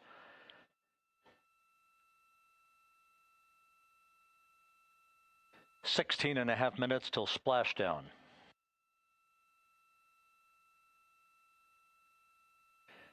The USS John P. Murtha and the recovery team is on station and in position, as are the airborne imagery assets that we hope to receive imagery from as Artemis enters the Earth's atmosphere and through parachute deployment.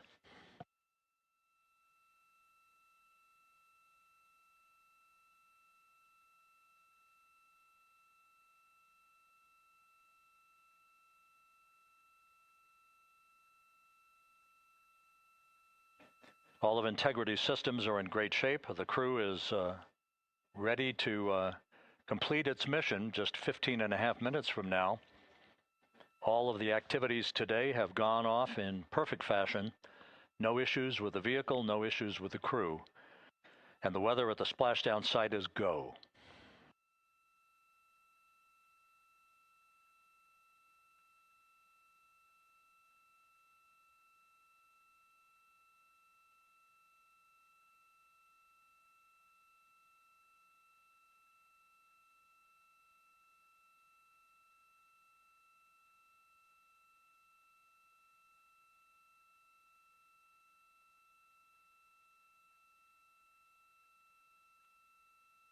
Coming up on 1 minute until entry interface.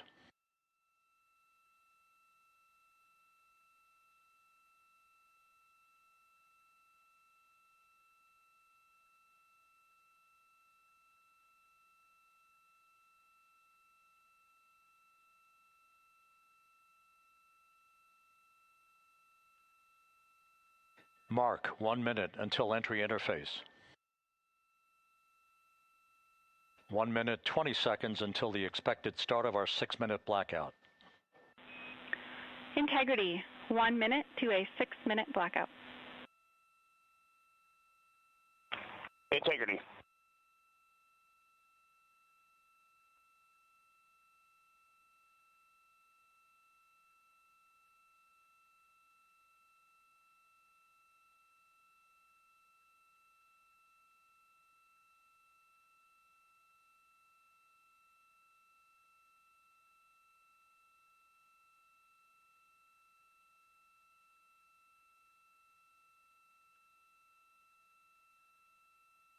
Ten seconds till entry interface.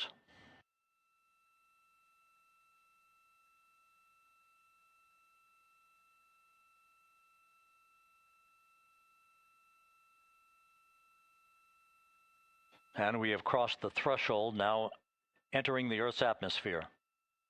We're at 400,000 feet, traveling 34,800 feet per second.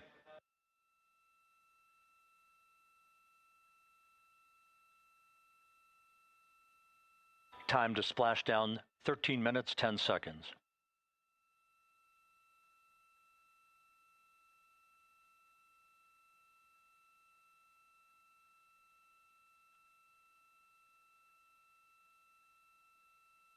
And as predicted, we've entered our communications blackout. This will be a 6-minute blackout period. No voice, no data from the crew.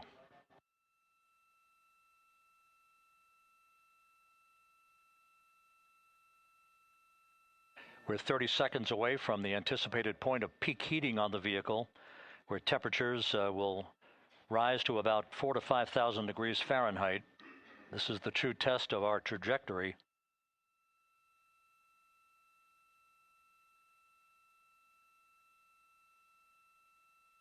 And from the G5 aircraft in the vicinity of the splashdown zone, this view of integrity.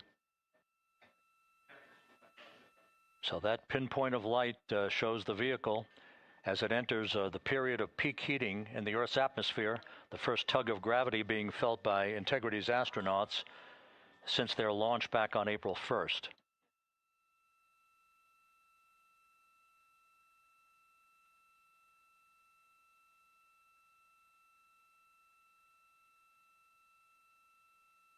Four and a half minutes until the end of the blackout period. Time to splashdown, 11 minutes, 33 seconds.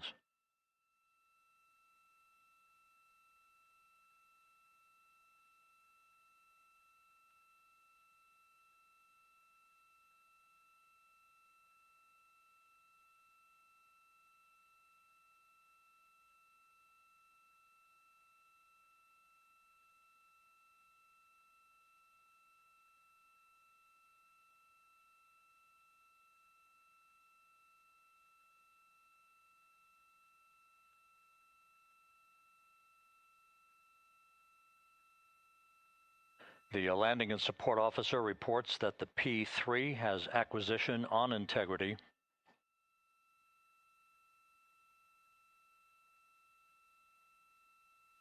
Three and a half minutes left in this blackout period.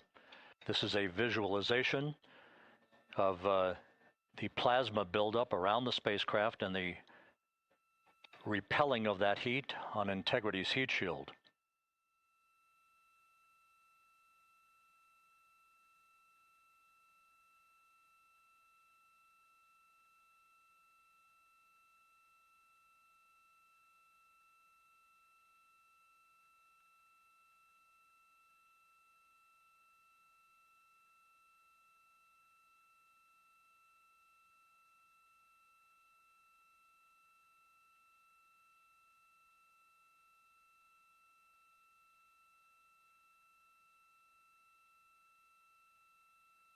Flight Dynamics reports that airborne assets in the vicinity of the splashdown zone do have a visual on Integrity.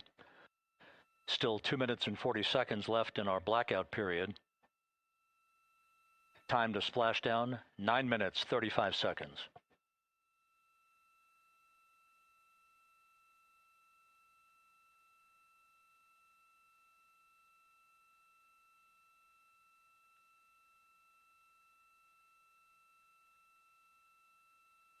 Multiple airborne assets as part of the recovery team all have visuals on Integrity.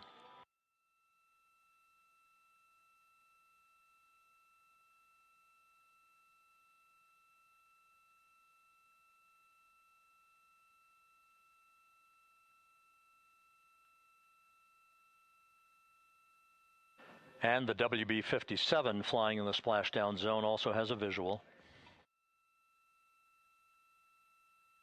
And the Navy helos also have visuals.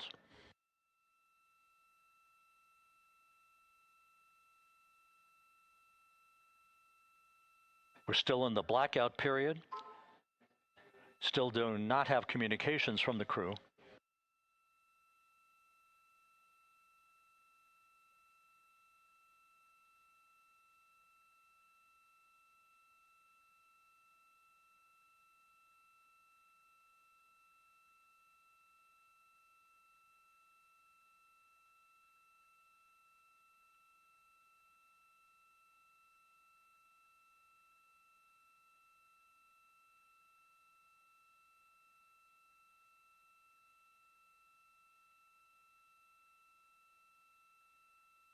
We're standing by for communications from the crew. We should be out of the blackout period less than a minute from now.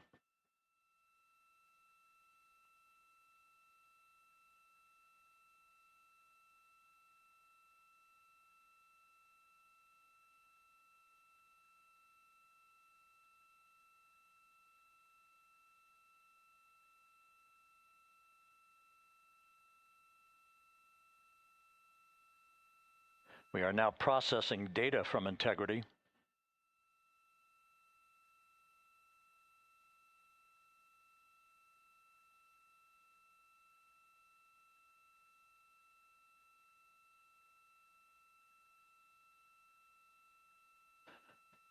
Landing and support officer reports the small boats are en route to the splashdown target zone.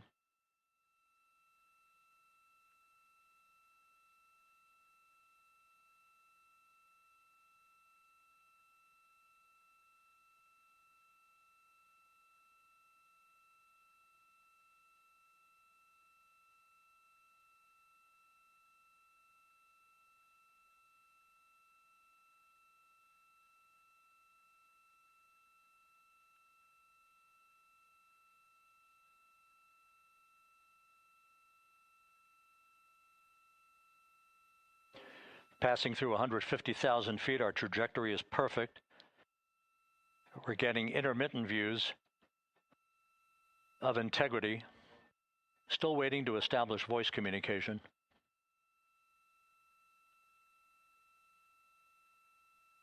Integrity, Houston, comm check, post-blackout. Houston, Integrity, we have you loud and clear.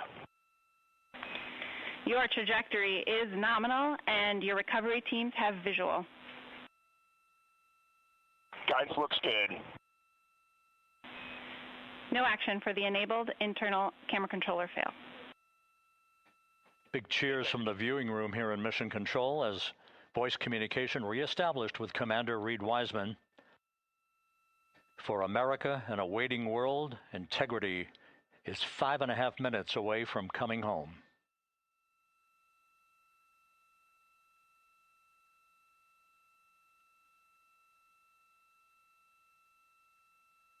Passing 100,000 feet now.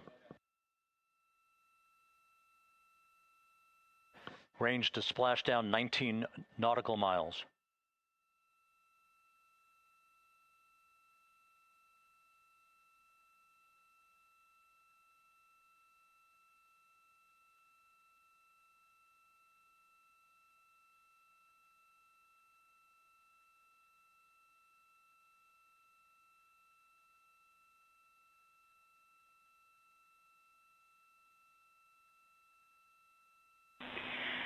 Integrity, impact to the camera controller fail is no Cab 1 views of the chutes.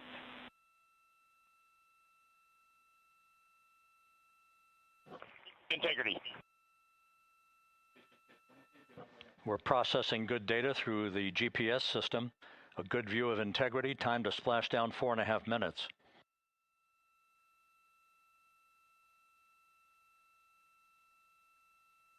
And a view of Integrity from the WB-57. We're at 50,000 feet.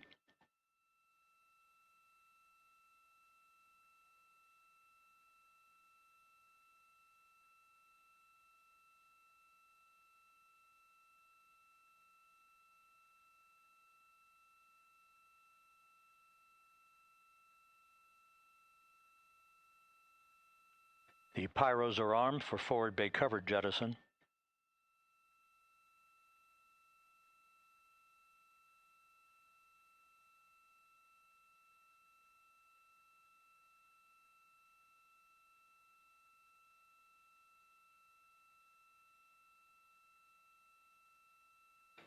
And there go the first series of parachutes, and we're on drogues.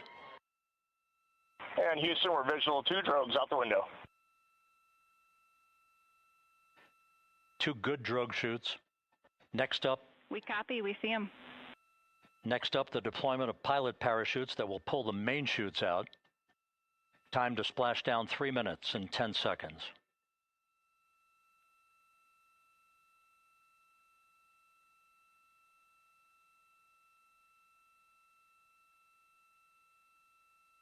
perfect descent rate according to flight dynamics. Good rates on 2 drogues.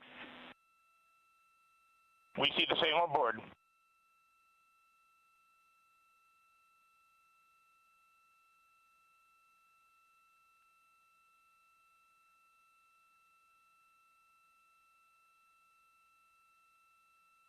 Passing through 10,000 feet, still on drogues.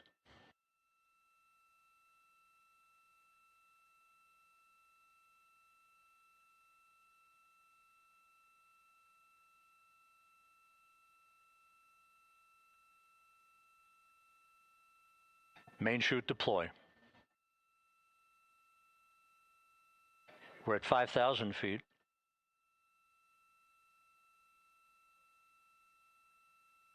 Search and recovery beacon has been activated on integrity. And we have 3 good main chutes. Good 3 main chutes, good reefing, good descent rate. Good rates, and we see 3 good-looking parachutes.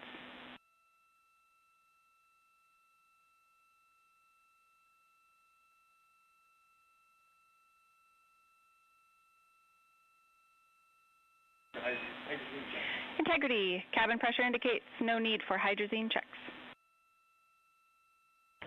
Integrity copies. This is a perfect descent for Integrity. Its crew sounding hale and hearty on board. Time to splashdown 1 minute 15 seconds.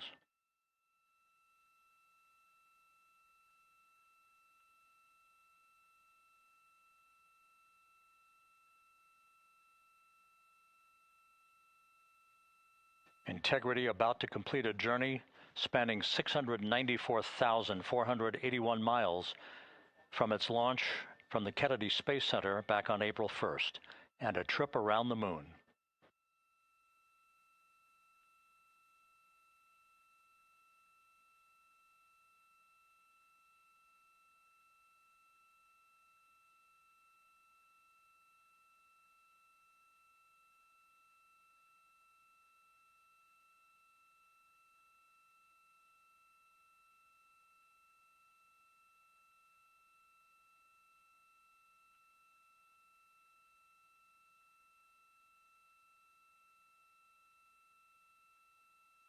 Passing through 1,000 feet.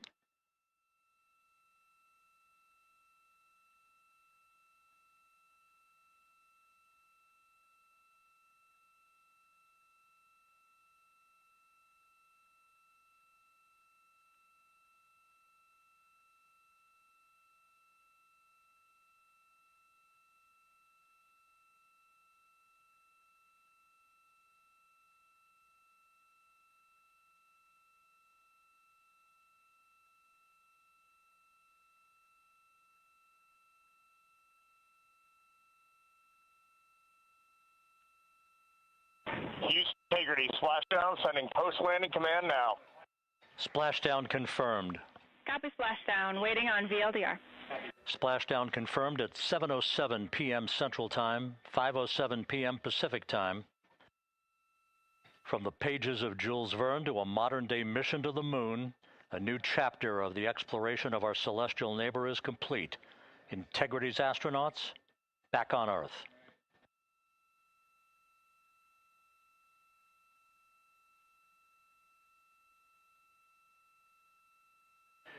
And the landing and support officer reports the vehicle is stable 1. We still will be deploying the crew module uprighting system to maintain that orientation. A perfect bullseye splashdown for Integrity and its 4 astronauts.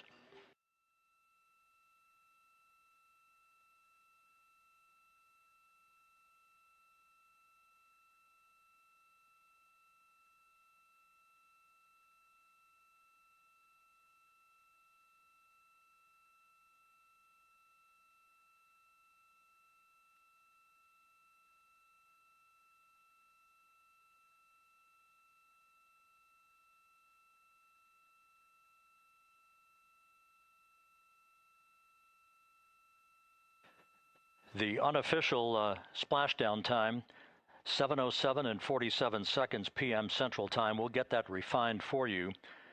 That would put the end of the mission at a mission elapsed time of 9 days, 1 hour, 31 minutes, 35 seconds.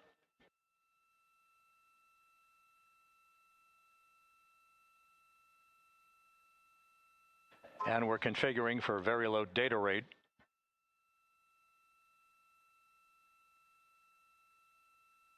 Once again, splashdown occurring in the Pacific, southwest of San Diego at 7:07 and 47 seconds p.m.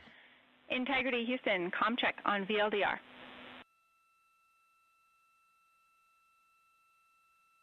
Houston, we have you loud and clear on VLDR. How us? We have you the same. We'll meet you over in post-landing. Perfect communications established. A journey. We are stable 1, 4 green crew members. Houston copies all. Reed Wiseman reporting 4 green crew members. That is not their complexion. That is the fact that they're in great condition. That's what that means.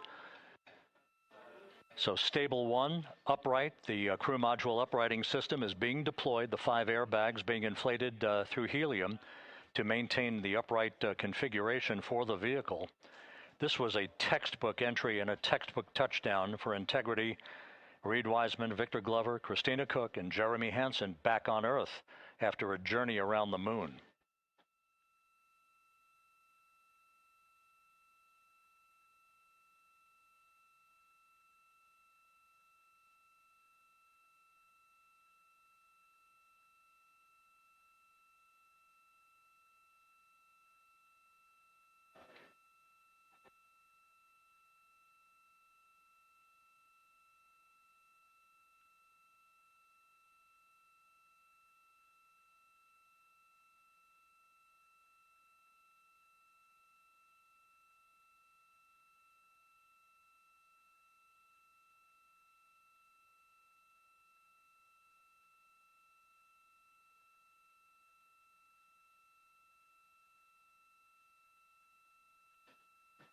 We continue to monitor the functioning of the CMOOS system. The airbags are being inflated to maintain a stable 1 or upright configuration. And there's a good view from one of the naval helicopters hovering overhead. Reed Wiseman reporting 4 green crew members, meaning they're all in excellent shape.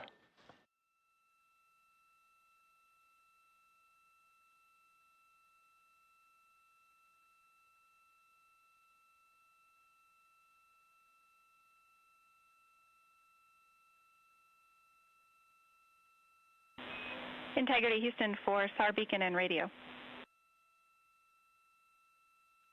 SAR beacon is in 406, and we're powering the radio now. Go ahead. We see the beacon on.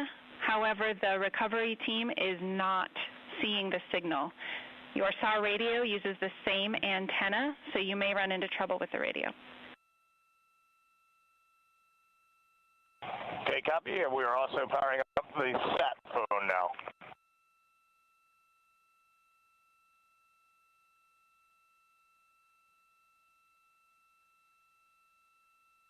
So Integrity is in great shape, and as the crew continues its post-splashdown timelined activities on board, Reed Wiseman once again reporting that all 4 crew members are in excellent shape.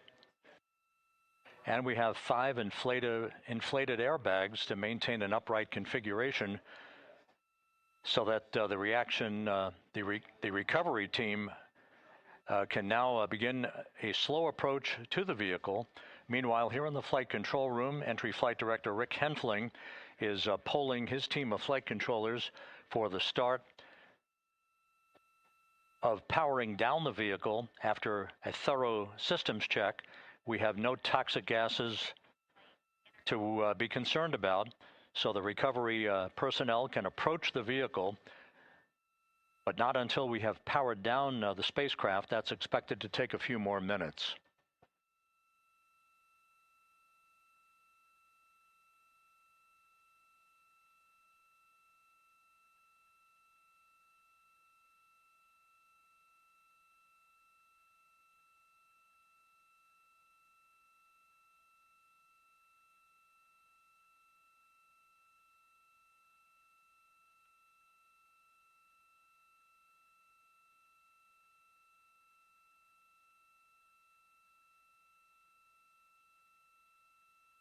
Integrity back on Earth following its historic flyby of the moon.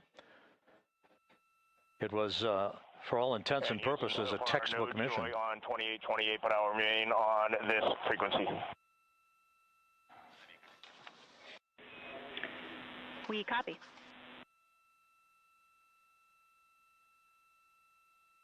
Reed Wiseman indicating some trouble with the SARSAT phone on board, but that's not an issue. What is more important is that the vehicle is solid. No issues as we begin the power down of the vehicle to begin the recovery process.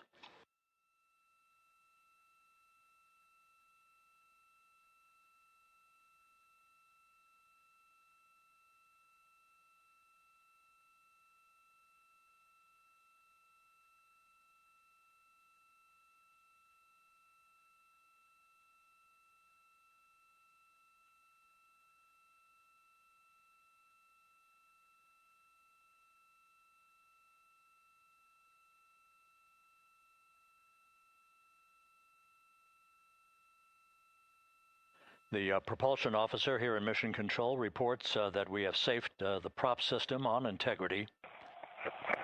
Can you say again? That was very weak and broken.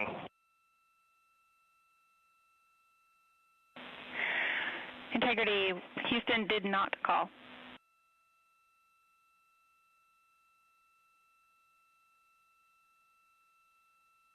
Copy that, Houston. It might have been on the SAR radio. Stand by.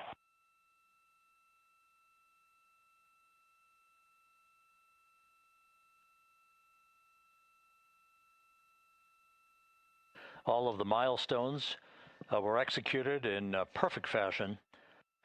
Integrity entering the Earth's atmosphere right on time, reaching its peak speed shortly after a blackout period began. We emerged from the blackout period.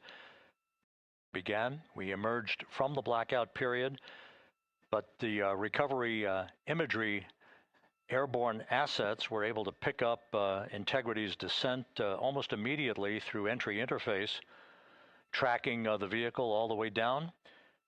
And finally, you saw the sequence of chute deployments. First, the forward bay cover being pulled off the top of the vehicle by a series of 3 parachutes. Then the drogue chutes were deployed, followed by the 3 main chutes that slowed the splashdown velocity of Integrity to just 19 miles an hour.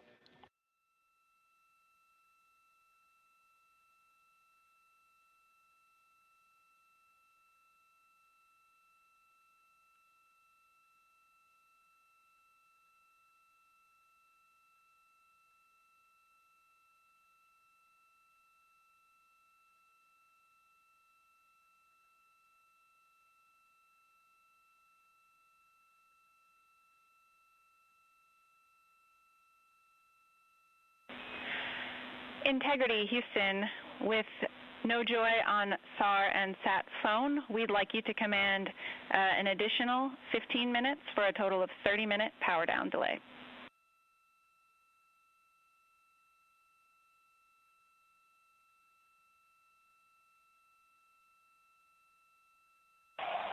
All right, Jackie, we have selected T/D+30.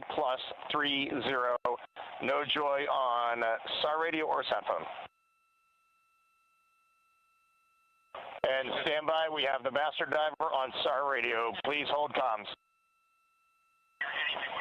Hey, Lily, excuse me. Hey, Jackie, we just got the master diver on SAR.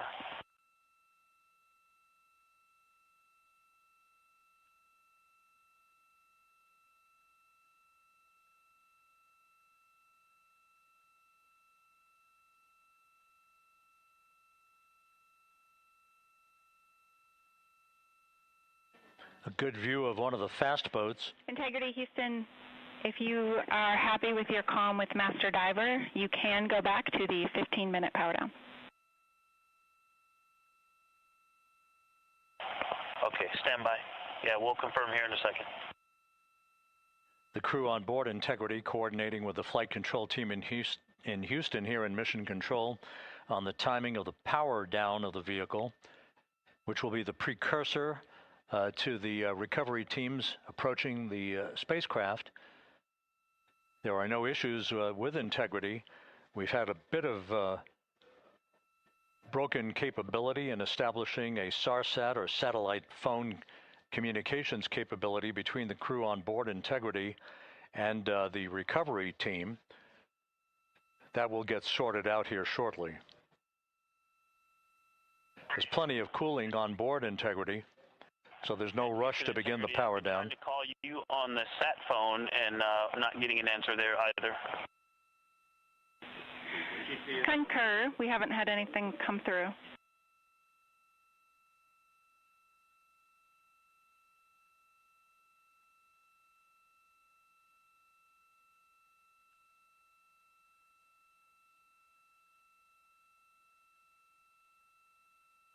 And Houston, if you could relay to recovery that we hear them, but it does not appear as though they are hearing us.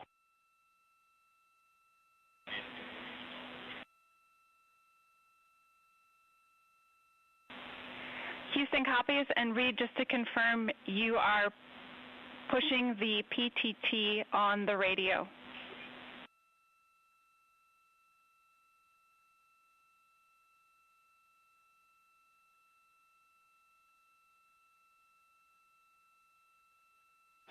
So as we continue to sort out the communications between Integrity and the recovery teams, we are standing by for the initiation of the power down procedures that, as you see, the recovery teams are moving towards the side of the capsule.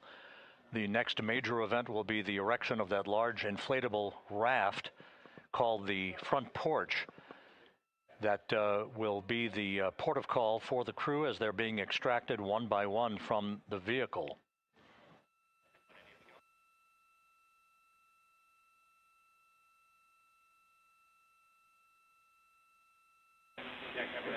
Integrity, Houston, for sat phone, we are going to attempt to call you.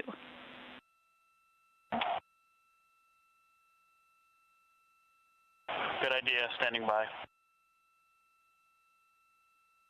And Jackie, yes, we are pushing the push to talk, the two buttons on the left side of the radio below the up-down arrows. We are utilizing them. I'm rebooting the radio to see if we get good comms. Okay, we copy all, and just to confirm, you are seeing that you are touchdown plus 3030 for power, correct? That's affirmative.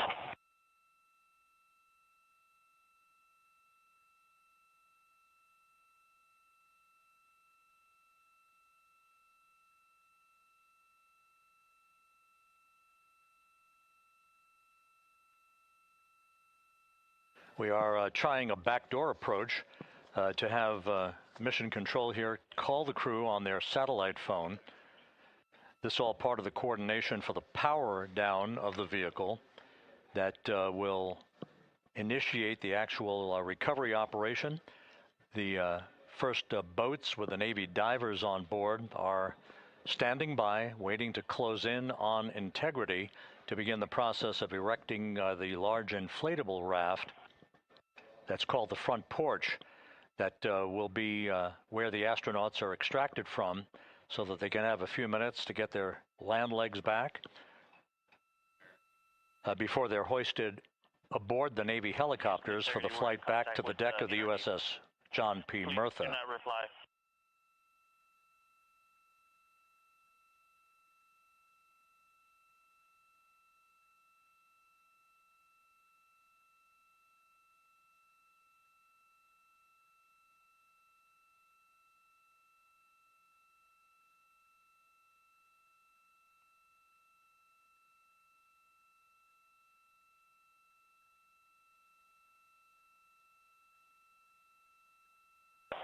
And Houston, please don't reply. NRD, very weak,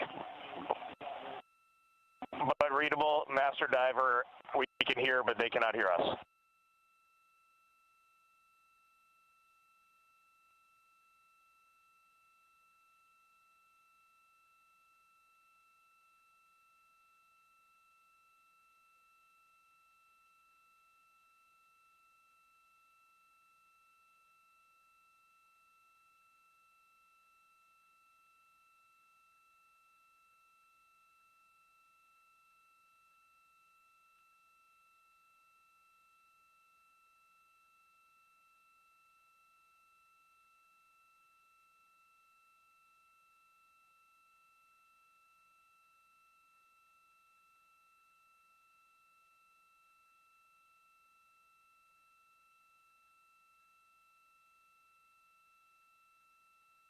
And Houston on OE1, is there any chance to tie us into NRD?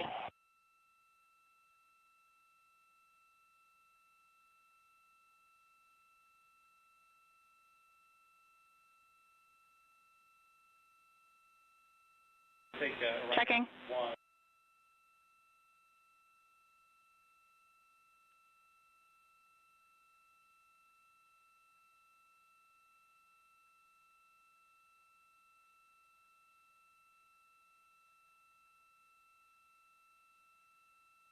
This is Mission Control, Houston. While we stand by for the establishment of communications between Integrity and the recovery team that is basically standing by very close to the spacecraft, we're going to go to the deck of the USS John P. Murtha, where Megan Cruz is standing by with Administrator Jared Isaacman.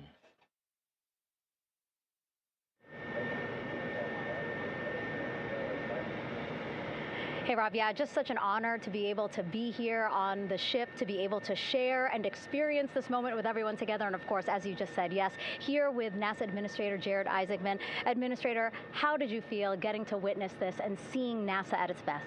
Oh, I mean, I'm honestly, I'm still at a loss for words. I mean, you know, like the childhood Jared right now can't believe what I just saw. I mean, almost been waiting my whole lifetime to see this, and then it's NASA Administrator. I just couldn't be more proud of the entire workforce, the years, the effort, the late nights, all the hard work from across the country that contributed to this incredible moment right now. And yeah, incredibly grateful too for our teams here on the John P. Murtha right now. Yeah, look at them behind us here. Got everybody. Hey, what do you guys think? We just brought some astronauts back from the moon, huh? Unbelievable.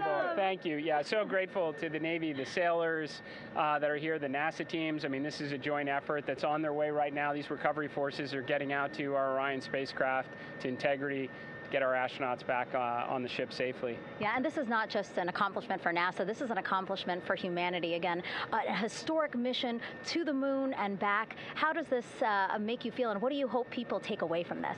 Well, I'll tell you, I think about the crew members that we've all had an opportunity to observe over the last 10 days, right? I mean, they're absolutely professional astronauts. I mean, wonderful communicators, almost poets. But then I think these were the ambassadors from humanity to the stars that we sent out there right now. And I can't imagine a better crew than the Artemis II crew that just completed a perfect mission right now. So yes, it's a huge moment for everybody, right? I mean, we are back in the business of sending astronauts to the moon, bringing them back safely, and to set up for a series more. I mean, this is not a once in a lifetime, which you hear sometimes around here. It's like, this was a once in a lifetime. No, it's not. This is just the beginning. We are going to get back into doing this with frequency, sending missions to the moon until we land on it in 2028 and start building our base. Yeah, are we going to build on the momentum for Artemis III? I mean, it's just around the corner. Absolutely. So, I mean, that's, part of me too. Like, I can't wait to get the crew off of Integrity right now, but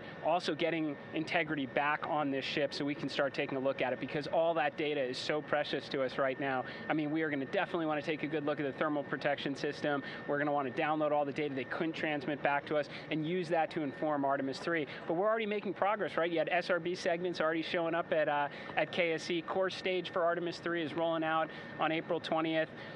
We're getting Mobile Launcher 1 back in vehicle assembly building. So yes, there is a lot to celebrate right now on a mission well accomplished for Artemis II, and at the same time, we got to start getting ready for 3. Amazing. And last question, for people who joined us for all 10 days to see what we can accomplish together with our international partners, what do you think about the fact that we're going to keep doing this more and more and more?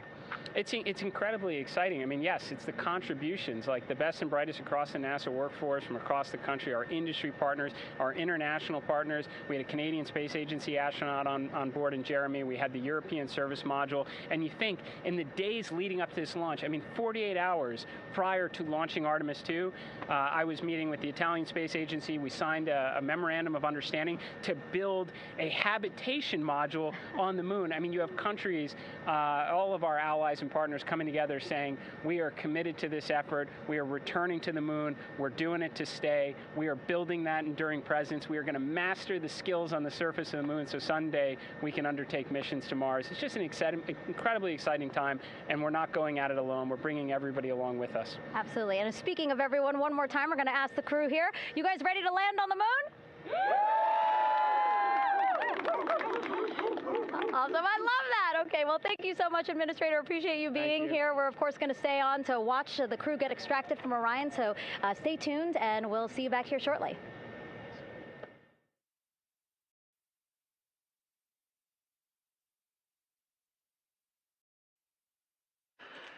Thank you, Megan, and thank you, Administrator Isaacman.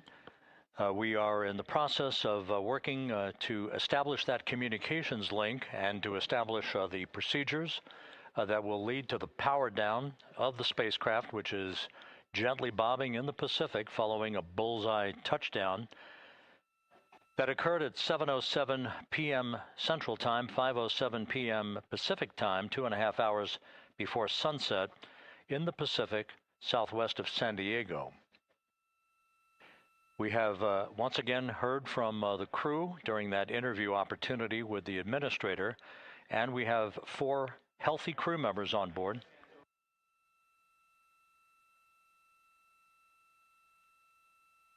We now have confirmation that the vehicle has been powered down as per the procedures. So we have vehicle powered down, and the flight control team here in Houston, Flight Director Rick Henfling, has handed over mission authority to the Exploration Ground Systems team out in the Pacific. Now, we will physically not get off console with this team until the crew has been extracted into the front porch, that inflatable raft that will be erected along the side hatch of Integrity. So we're standing by for that in the next step in the recovery procedures. But everything is in great shape, and we have 4 healthy crew members on board the vehicle.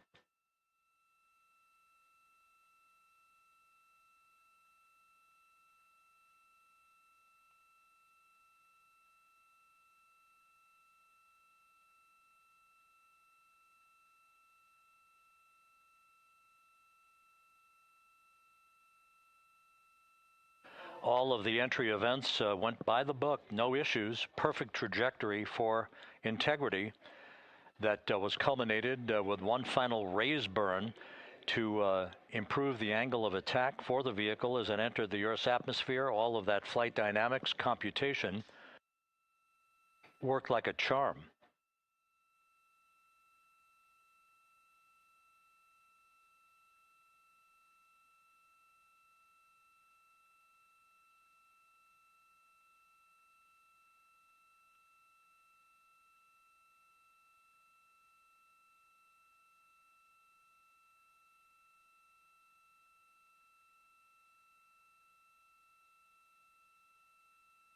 So we are standing by for the recovery team to approach Integrity and begin the process of erecting that inflatable raft called the front porch, which will see the crew members be extracted from the hatch of Orion into that inflatable raft before they're hoisted aboard 2 Navy helicopters in a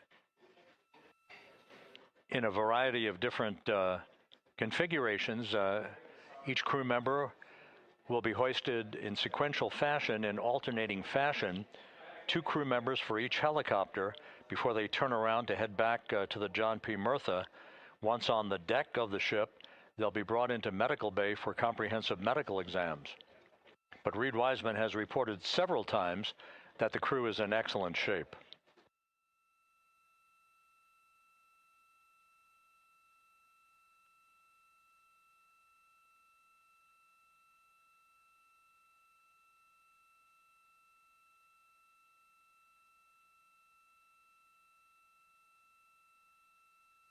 So just to recap, it has been some 26.5 minutes since the splashdown of Integrity in the Pacific. The vehicle is in excellent shape. It performed like a champ all the way down through the Earth's atmosphere. All of the vehicle functions were checked off in excellent trip hammer fashion. The parachutes all deployed as planned. Splashdown occurring at 7:07 p.m. Central Time, 5:07 p.m. Pacific Time.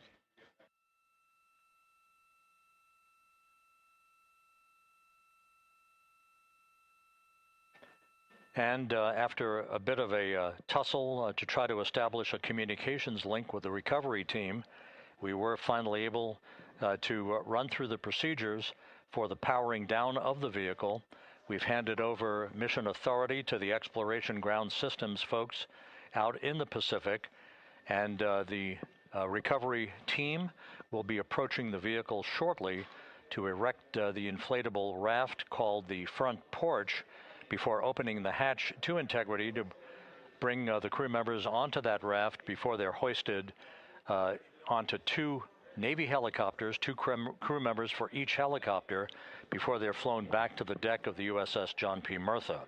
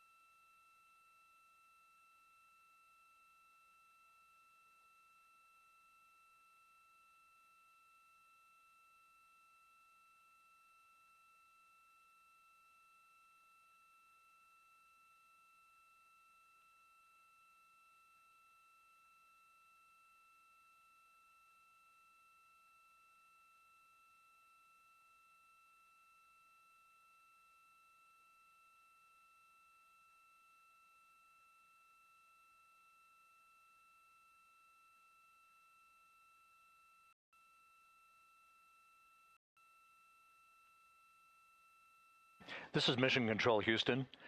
After talking to the flight dynamics folks, we have a bit of a refinement on the splashdown time for you.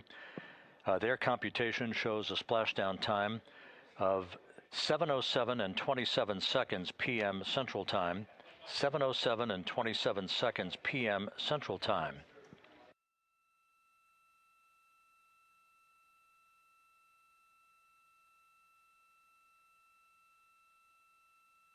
That would equate to a mission elapsed time of 9 days, 1 hour, 32 minutes, and 15 seconds.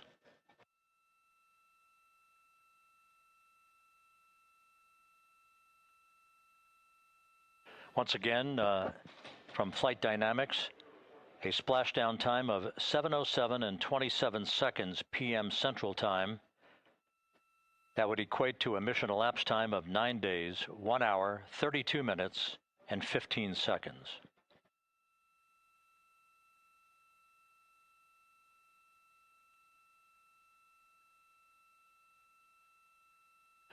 Reports from the Pacific indicate that the recovery team, in communications with the crew aboard Integrity, that the crew remains in excellent shape as they await the approach of the team for a final hazard gas evaluation before they move to the side of the vehicle to erect the inflatable life raft called the front porch.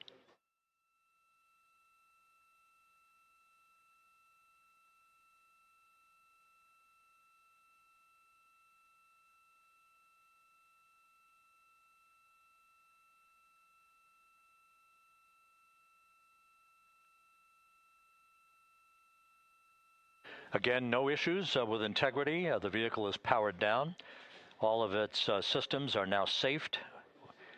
We have handed over mission authority to the Exploration Ground Systems folks in the Pacific, but we will not stand down and have the entry flight control team depart its positions until that inflatable raft, the front porch, is erected, the hatch open, and the crew having exited the vehicle. So that's the next step in the recovery process that will lead to the hoisting of the crew members. For 2 crew members for each helicopter, they'll be hoisted to a pair of Navy helicopters that will then fly a short distance back to the USS John P. Murtha. What you're looking at is one of the fast boats circling the vehicle to make a hazard assessment.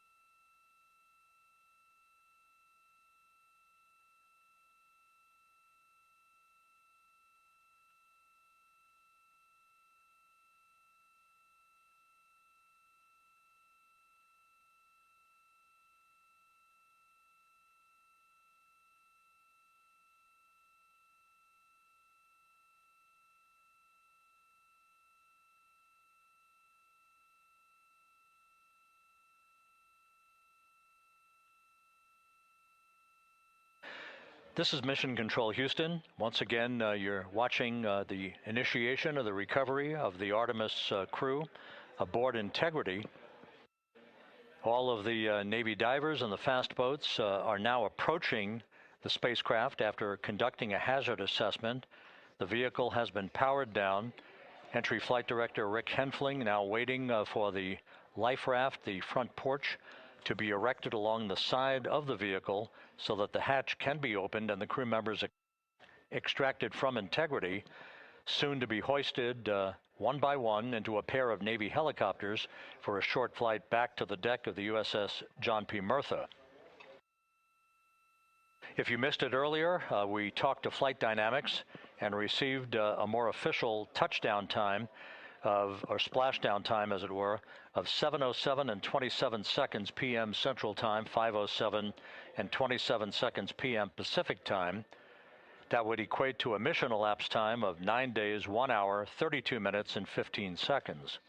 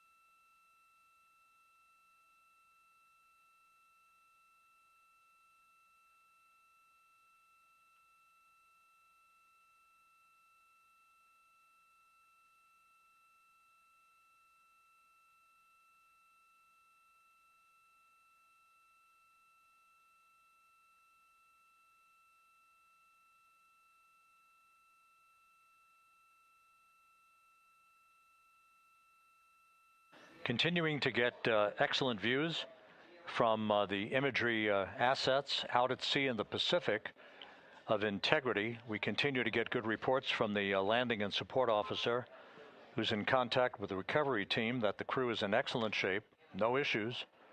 They're just currently biding their time, waiting for the front porch to be erected. We have no hazardous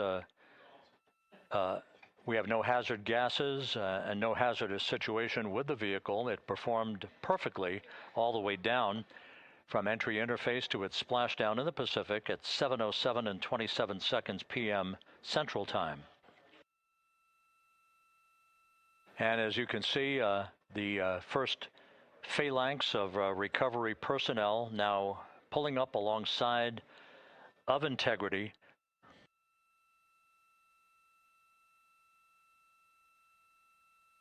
This includes Navy divers, a Navy flight surgeon, and other recovery personnel who have trained for several years for this recovery process.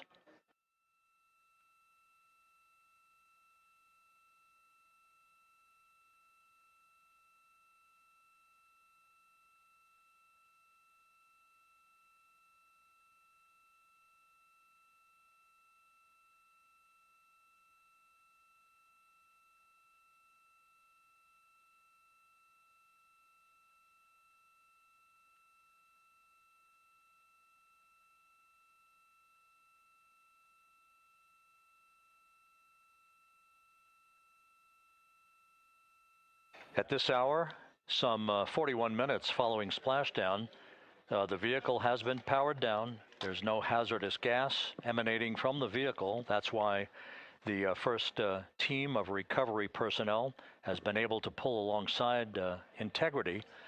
And the reports continue to come in that the 4 astronauts are in excellent shape.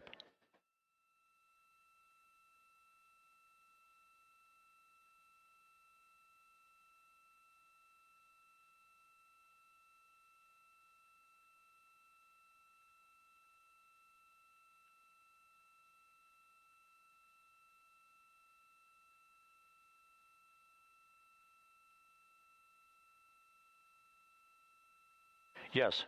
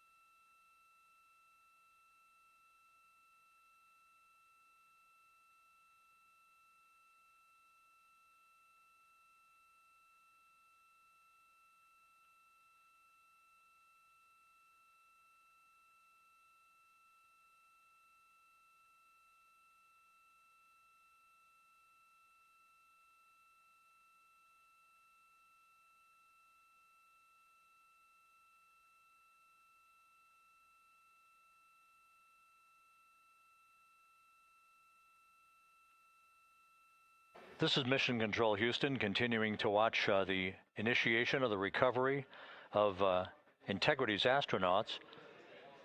One by one, they'll be brought out of the spacecraft onto a large inflatable raft just a short time from now. In the meantime, we can go back to the USS John P. Murtha, where my colleague Megan Cruz is standing by to provide her situation report. Megan, can you hear us?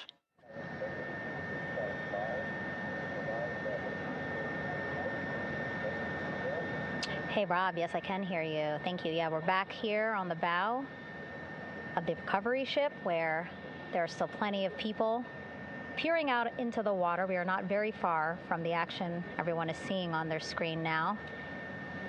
The Orion spacecraft, Integrity, in the ocean, surrounded by a number of recovery boats.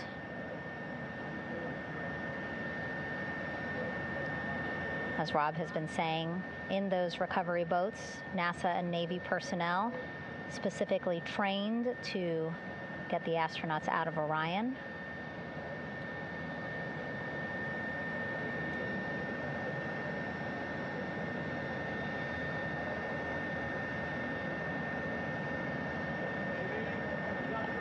In some of our wide shots, you can probably see that there are 6 boats out in the water. More than 40 people out in the water right now on those boats.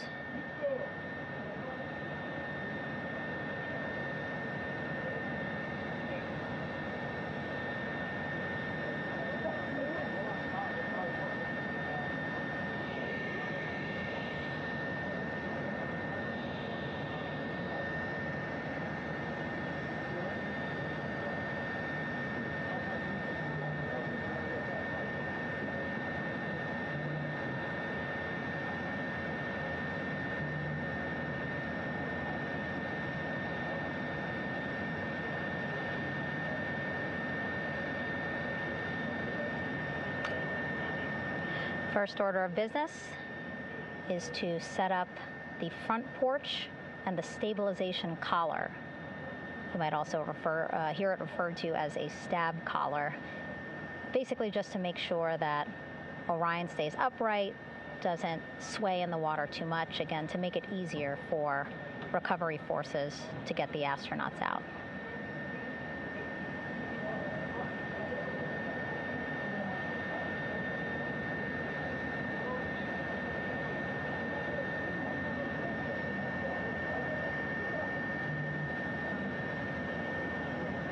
Again, we splashed down in the Pacific Ocean just after 5 p.m. Pacific time here. It's a requirement by NASA to be able to get the crew out of Orion within 2 hours of splashdown. So doing great on time so far. Plenty of time. No rush either. I was speaking to NASA flight surgeon Rick Schuring earlier in this broadcast, and he said to me, no rush to get the crew out. Just want to make sure that they're feeling good, and whenever they're ready to take their step out of Orion and onto that large raft, the front porch, folks will be ready.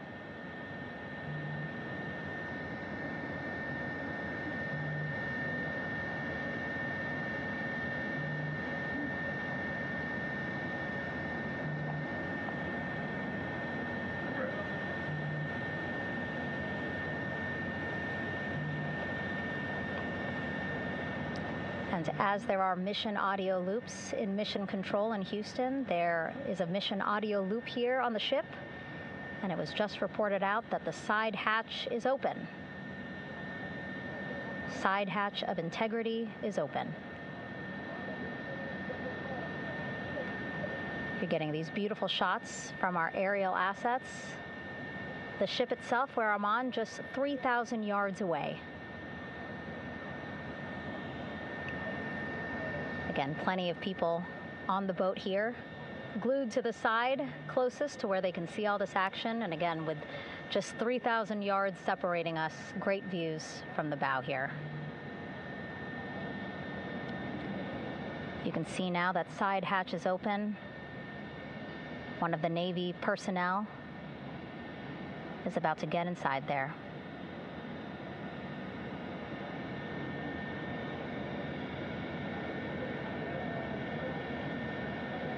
In they go. In total, 4 will go into Orion. So it'll be a little bit of a tight squeeze, but the goal is to have a recovery personnel with each astronaut assessing them.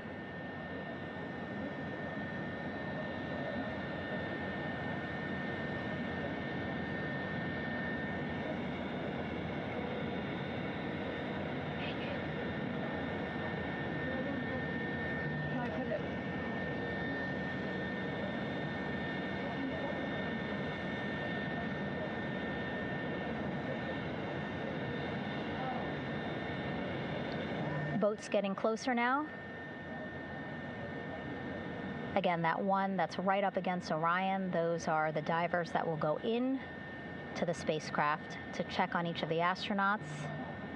These other boats will begin doing a number of things, putting on that stabilization collar onto Orion, building that front porch. Eventually, they will retrieve the parachutes, as well as tow Orion back to the well deck of the recovery ship here.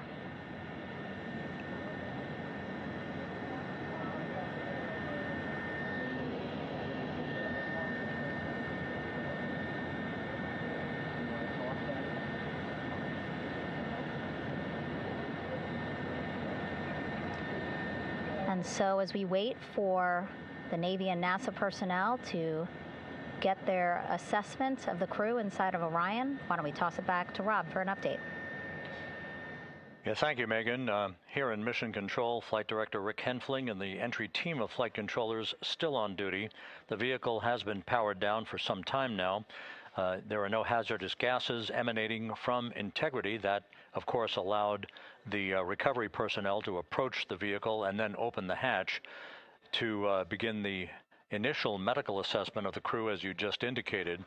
Now we're standing by for the erection of that inflatable raft, the front porch, alongside of the vehicle that will enable the crew to be extracted one by one onto the raft, have a moment or two to get their land legs back before they're hoisted into 2 hovering Navy helicopters, 2 crew members for each helicopter, for a short flight back to the deck of the USS John P. Murtha.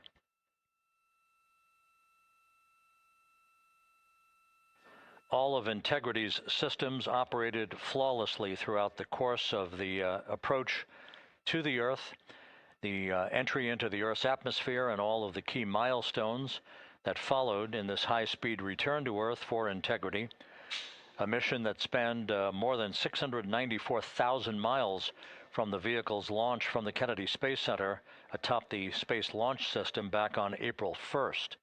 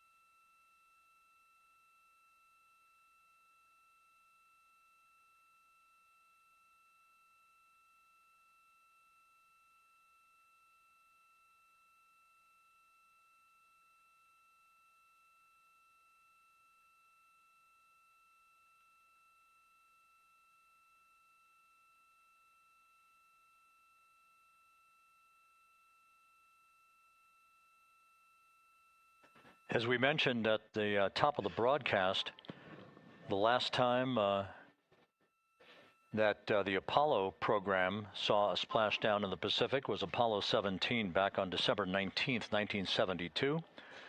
So for the first time in some 53 and a half years, we have reenacted that with the arrival of Integrity's astronauts as they flew around the moon in that historic lunar flyby that began with a trans-lunar injection burn that took them out of Earth orbit following 24 hours of a high Earth orbit trajectory. The high Earth orbit trajectory enabled flight controllers here to have a full 24 hours to evaluate the systems on Integrity and the condition of the crew before they would commit to flying to the moon.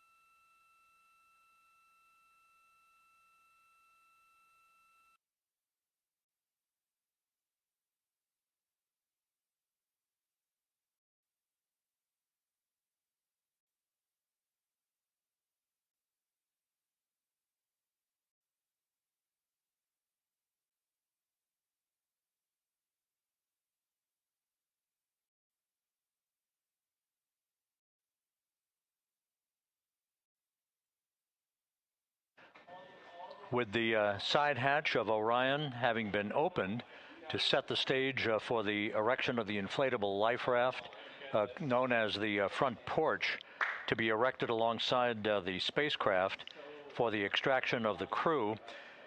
Let's play for you an interview that my colleague Megan Cruz conducted on the USS John P. Murtha with Navy diver First Class David McMahon that explains how this process is unfolding. Okay, Davey, so you and some of your team, one last look over of the stabilization collar, correct? Yes, ma'am. Okay, so what is this stabilization collar? This is what's going to stabilize the capsule out there in the ocean.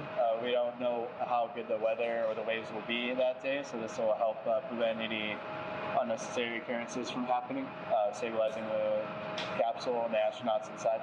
So basically this is a float that will go around Orion. I'm assuming that what they're doing right now, these are the lines that will attach the collar onto Orion? That is correct. And so what are they doing here? So we've got the lower line that will secure the inflation device before we inflate it. That gives us the go-ahead that it's secure in its space, and then we'll inflate it. And then once that is done, we'll undo all the carabiners and get this orange line on top tied in the same fashion. And then this will be secured to the capsule, and the astronauts can safely take their first steps out of the capsule onto the front porch. Okay, and how long will it take them to set up the stabilization collar? We should definitely be able to handle this in under 10 minutes. Okay, wow. And then you just mentioned the front porch. So basically after they set up the stabilization collar, then they set up what's called the front porch here. That's correct. Okay, and what's the front porch? Front porch is basically a bigger waiting room for the astronauts to sit in while we wait for the helicopters to show up and grab them. Okay, so the medical team that was inside with the crew, they're going to help them out and onto the front porch? That is correct. And then what happens here? We have higher trained medical personnel also on board the front porch that will give them lookovers and just make sure they're okay while we wait for the helicopters to show up. Okay. How does it feel, I mean, your team, you, to be part of a mission that's returning astronauts from the moon in more than 50 years? We all feel extremely honored to be a part of this, as well as a bigger mission for the Navy and joining up with NASA to do great things. Mm-hmm. And do you feel like you and your team are ready? Yes, very ready. Cool. All right, thank you so much. Thank you.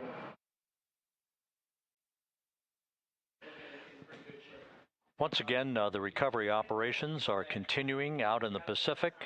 We shortly should see that life raft, the front porch, erected alongside the side hatch of the vehicle.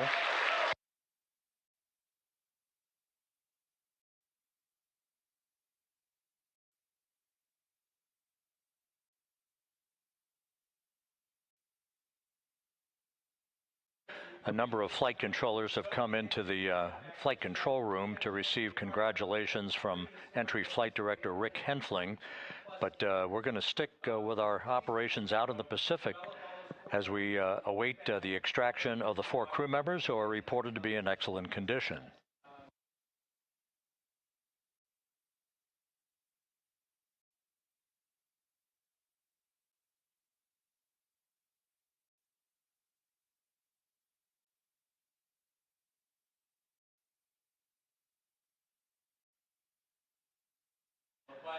Again, while we stand by for that front porch to be erected alongside of the side hatch of the vehicle, let's go back to the USS John P. Murtha and Megan Cruz. Megan?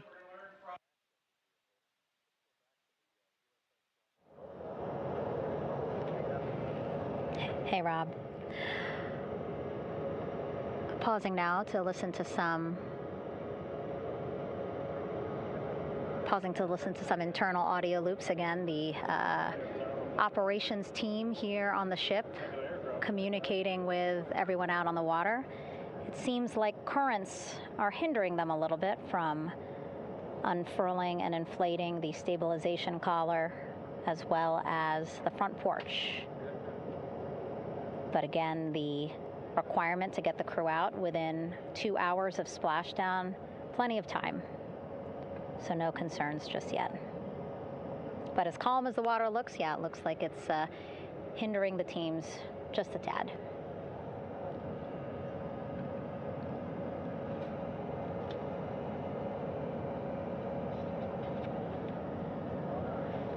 You can see in some of our shots that side hatch still open. Again, inside there are now 8 people inside. 4 divers, Navy divers, all with medical training, each assigned to an astronaut each. Making sure that they're comfortable, feeling good.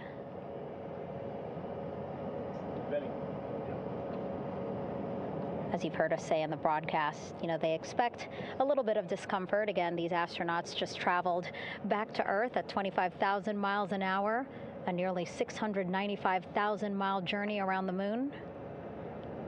If you think you get car sick.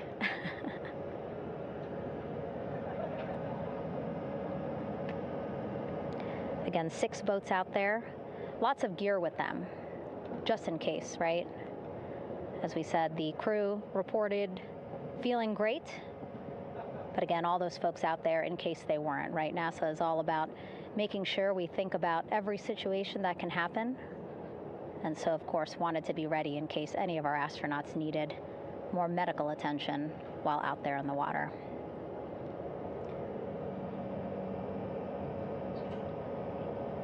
You see now teams, again, trying to set up the stabilization collar and front porch for the crew to get out of Orion. They need both, right? The stabilization collar will keep Orion from swaying as you see it is doing now.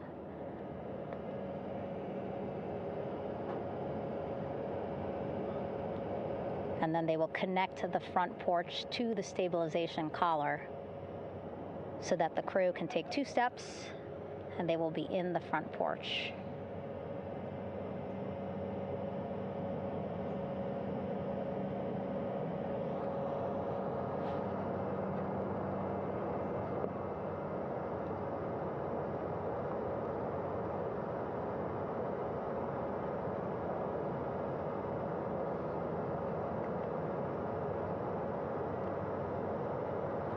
Not a lot of chatter on the mission audio loops. That's a good thing.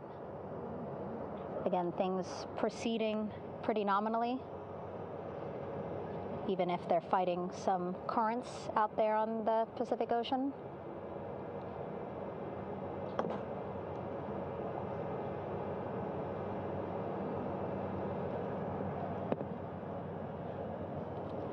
Again, the goal, setting up the stabilization collar and the front porch so that the crew can rest comfortably in the front porch, get placed into harnesses so that 2 helicopters can lift them off the front porch and onto the USS John Murtha here.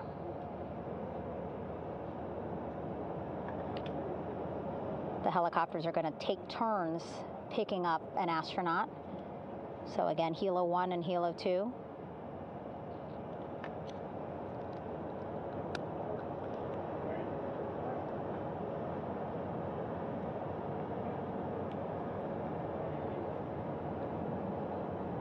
Okay, and the recovery team here on the ship just got a report from the undersea medical officer who is inside the capsule with the crew.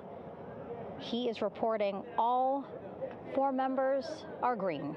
All of our 4 astronauts, Reed, Victor, Christina, Jeremy, green, meaning they are feeling great, not the complexion of their skin.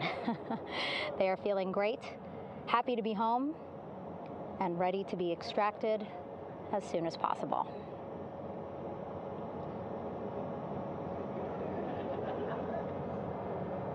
And so, as I was saying, we have 2 helicopters circling the activity you're seeing on the water right now. Each will take turns picking up an astronaut. So Helo 1 will come on in, hover above the front porch, about 40 feet above the front porch. A Navy recovery specialist will be hoisted down into the front porch. The restricted maneuvering doctrine is in effect. We'll connect to the first astronaut, which we're expecting to be Christina. And then Helo 2 comes around, picks up Jeremy, while Helo 1 stays above head, and then Helo 1 will come back in for another astronaut, and then Helo 2 for the last astronaut, and then back to the flight deck here on the recovery ship.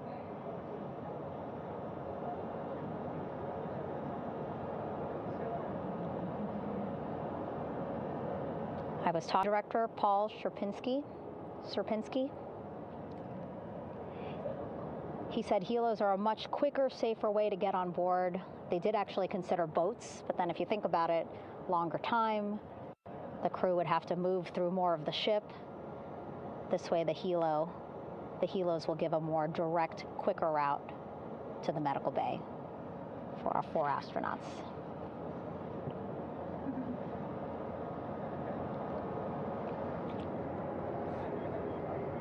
Beautiful shots from our aerial and imagery teams.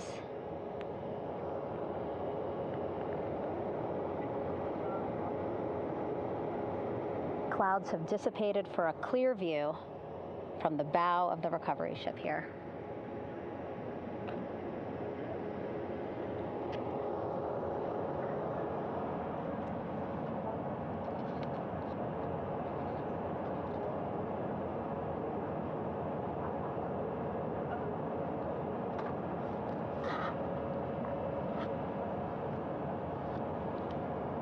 You can still see divers in the water there. Encircling Orion, that is that stabilization collar we've been telling you about. As you saw in that interview just a few minutes ago, they have to first connect it to Orion, and then once it's secured onto Orion, they can inflate it, and then they'll further secure it with other harnesses and lines.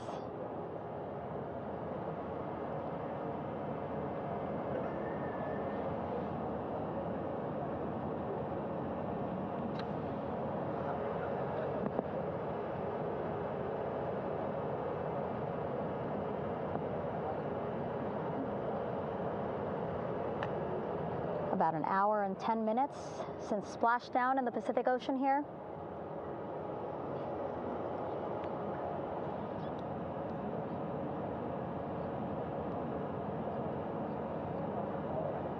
Reed, Victor, Christina, and Jeremy back home after a history-making mission to the moon and back.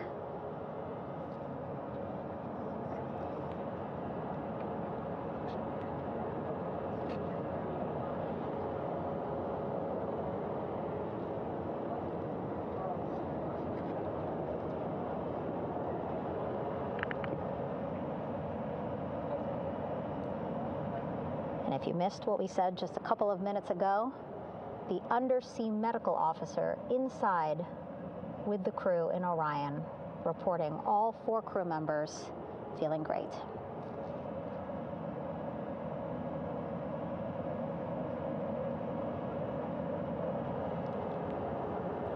Progress being made there on the stabilization collar. It looks like they are beginning to inflate it.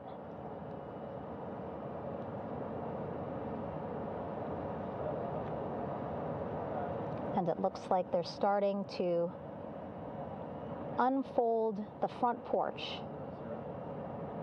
in order to get that into the water here shortly and inflate that as well.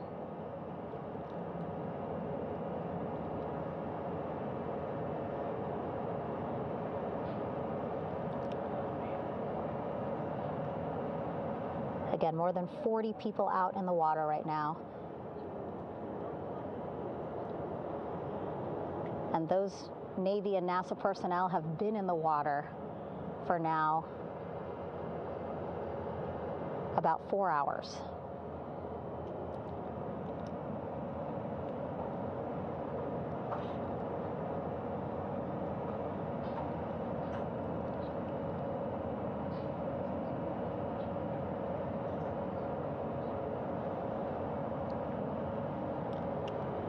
The reason why they had to get out so early is just to stage everything. And actually here on the ship, when there are flight operations happening, you can't have anything else, right? Just because The flight deck can be a dangerous place, so they just want to focus on planes coming and going from the ship, so that's why they wanted to get the boats in the water to make sure that they have all the time they needed for the flight ops.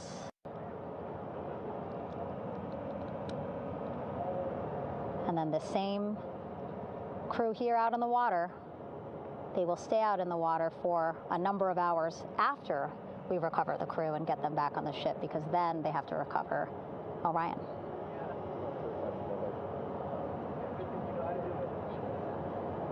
All right, that stabilization collar looking good around Orion. We're now seeing some recovery personnel getting on to that collar. Again, they need to further attach it to Orion to make sure that it can really prop up the spacecraft. It's basically lifting it up off of the water just a tad. Again, so it's not so come off me for a minute.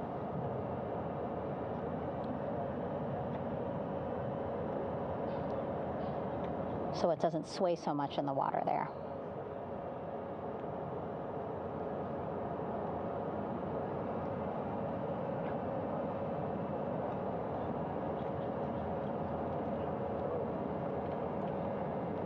And now that front porch looks like it's nearly fully inflated as well. You can see a much larger surface area.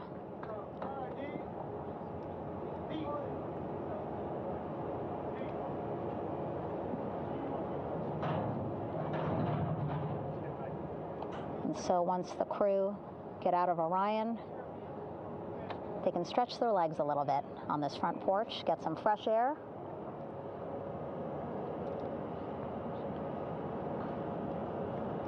And enjoy this beautiful day here on their home planet.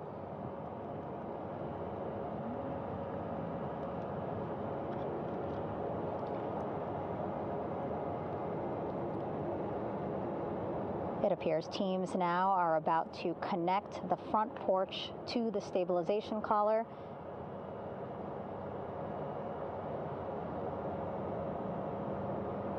And at that point, when both are secure, we should soon see astronauts come out of Orion.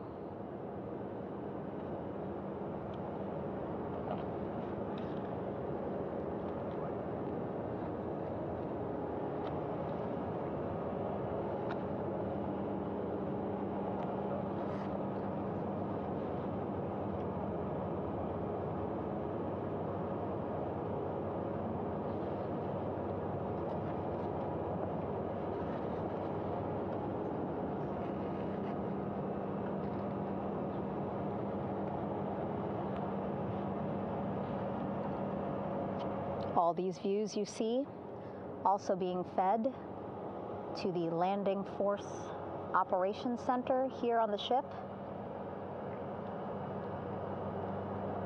Of course, it is very important for our recovery teams leading the mission to have all the views that you're seeing as well. Again, listening to their communication loop here on the ship. Very quiet, which is a good thing. It means things are going pretty nominally, meaning as expected.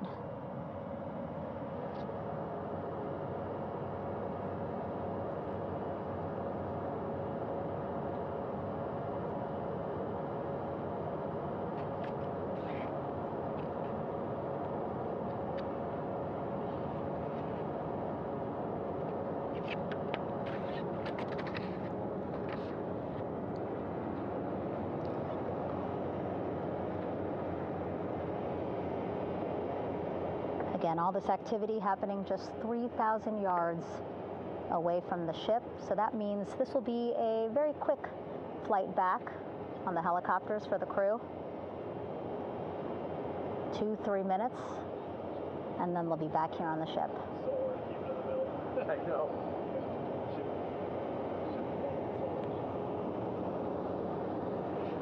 Okay, saw a thumbs up from one of the personnel on the front porch. It looks like they are now getting ready to deploy what they call the Air Rescue Vest, ARV.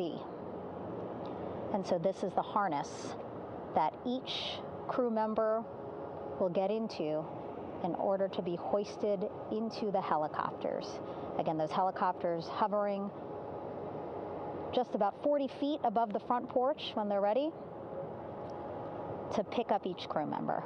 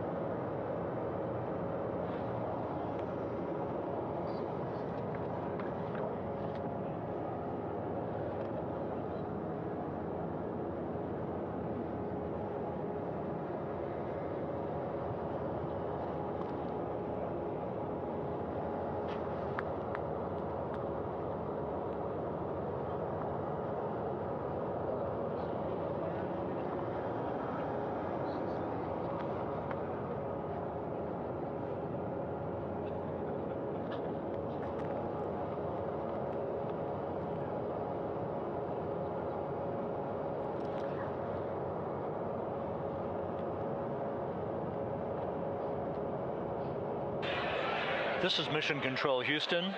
Behind me, a fairly raucous scene as hundreds of flight controllers have poured into the flight control room here. This is reminiscent of the scene after the final shuttle mission of STS-135, although that was the end of a program. This is only the beginning of a program with the textbook splashdown of Integrity and its 4 astronauts. We're standing by for the crew to be extracted from the spacecraft. Entry Flight Director Rick Henfling invited all of these flight controllers who have contributed to this mission to enter the flight control room to have an opportunity to receive well wishes and to share the mutual glow that exists in the wake of a textbook mission for Integrity. On the front screen here in Mission Control, a sign that says "Welcome Home Integrity, taking humanity back to the moon, going further, and returning safely to Earth." So all of that jubilation, part of the post-splashdown activities, even as we await the crew being extracted from the vehicle to be hoisted onto Navy helicopters for the trip back to the USS John P. Murtha.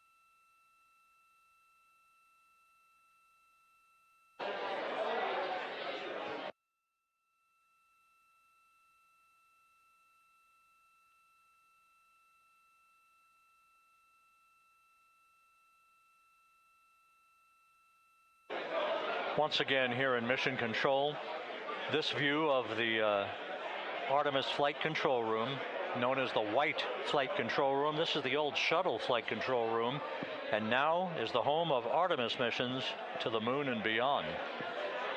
Once again, quite a few flight controllers were invited in by Entry Flight Director Rick Henfling to share in the jubilation following the successful splashdown of Integrity.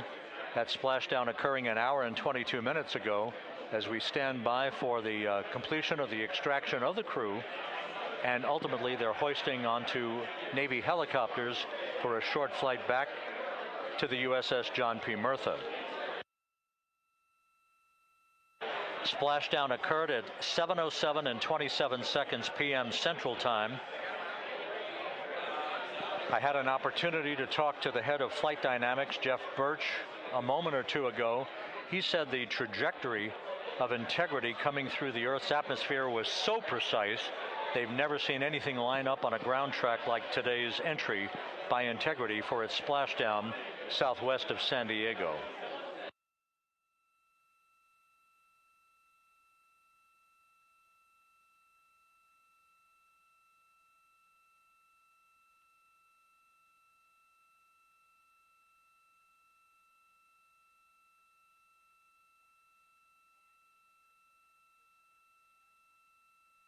And the initial, you can hear it.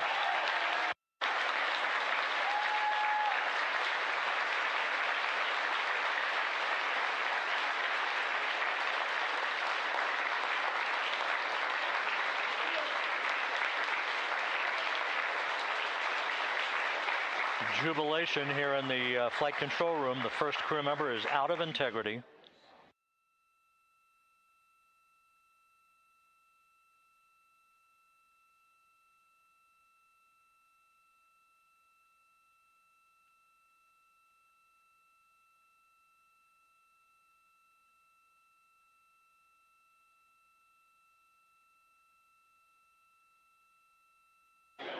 We are expecting the other crew members momentarily to be extracted.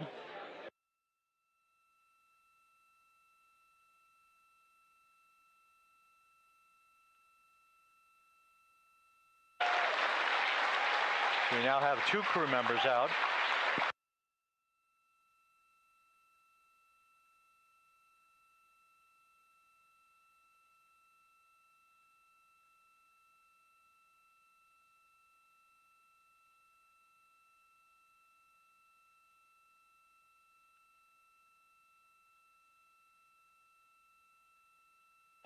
Two crew members out, 2 to go.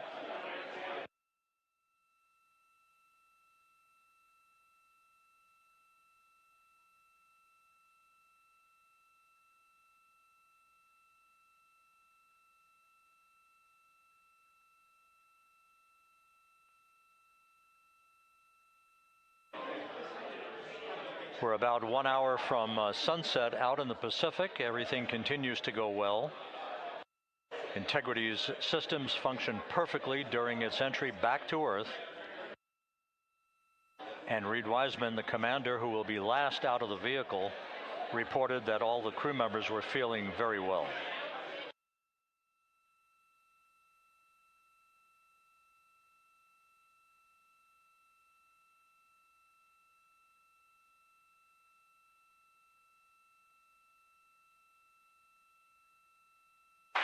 Crew member number 3 now out.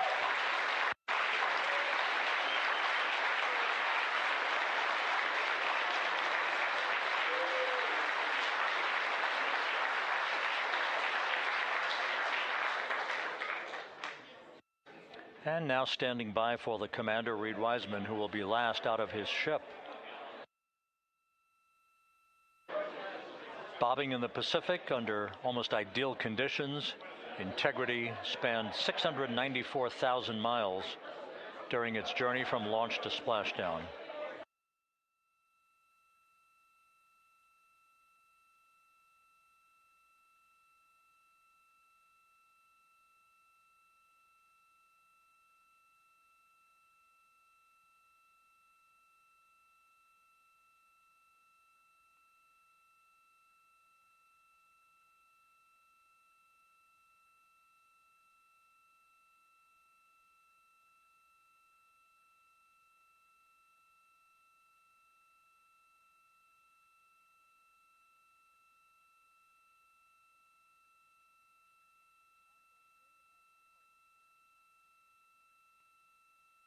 And we now have Reed Wiseman out of the vehicle, all 4 crew members now out of Integrity.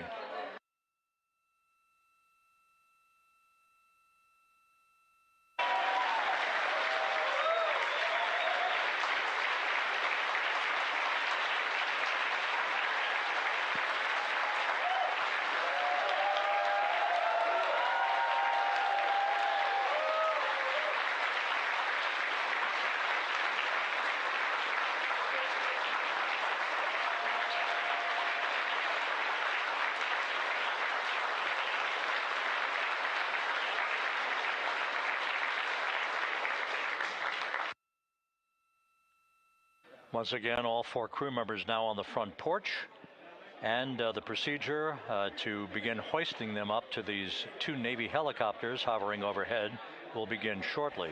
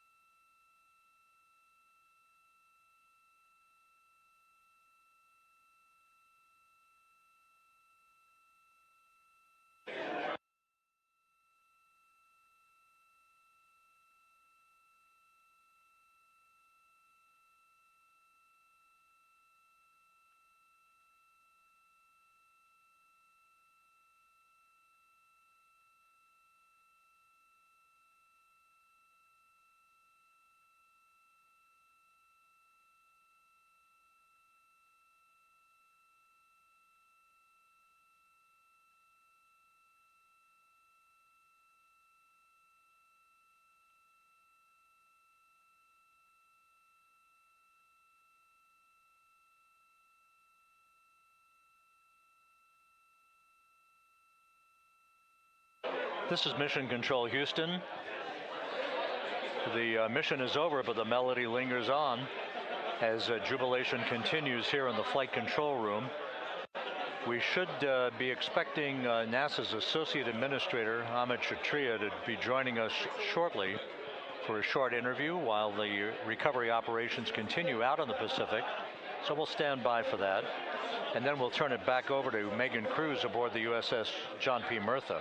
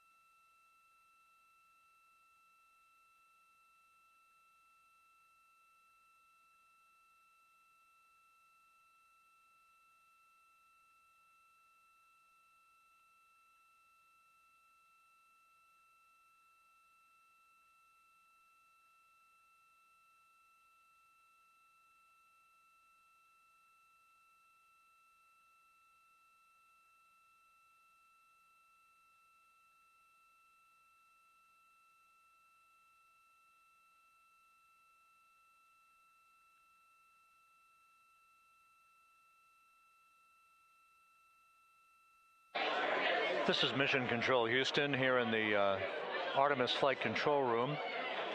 A number of flight controllers basking in the glory of the successful end of this mission that carried 4 astronauts around the moon on a lunar flyby, and the first test flight of Orion with crew members on board.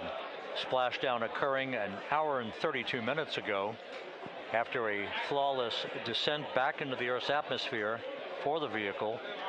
Its 4 crew members in good shape, simply enjoying their time right now on the front porch, as it were, the inflatable raft alongside of their Integrity spacecraft.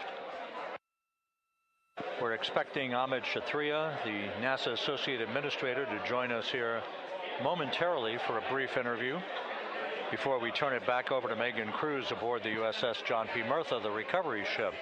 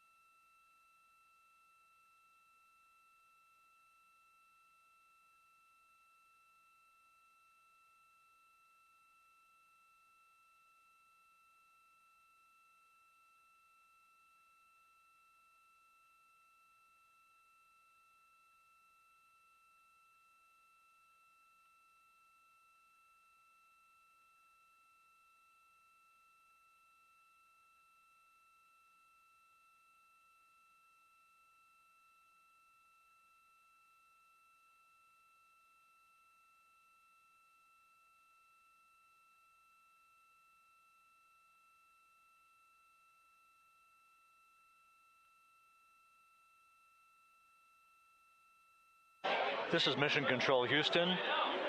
We're about an hour and 34 minutes since the textbook splashdown of Integrity in the Pacific to bring home our astronauts. And with us now is Amit Kshatriya, the NASA Associate Administrator. Amit, a little bit of history made tonight, a little bit of history made over the past few weeks. Your thoughts as this team here basks in the glow of what they just accomplished? Yeah, Rob, we're here in the control center, and it's kind of overrun with jubilant folks in the Mission Control Houston, as well as engineering, and folks that just want to be here, part of it, as we watch our crew get extracted from the vehicle. And you know, my thought is always about these teams, the team that's in the water right now pulling the crew out, the team here in Houston that worked so hard over the last 10 days, no sleep to get this done.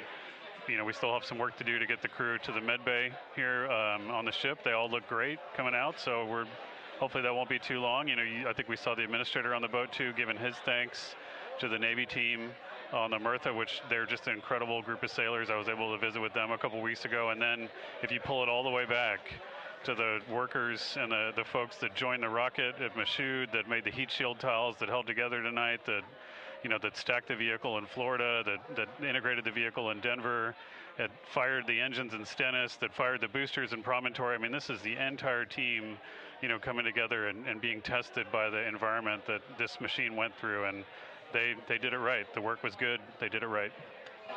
You've said in a number of briefings, of course, and in other forums that this is just the first step.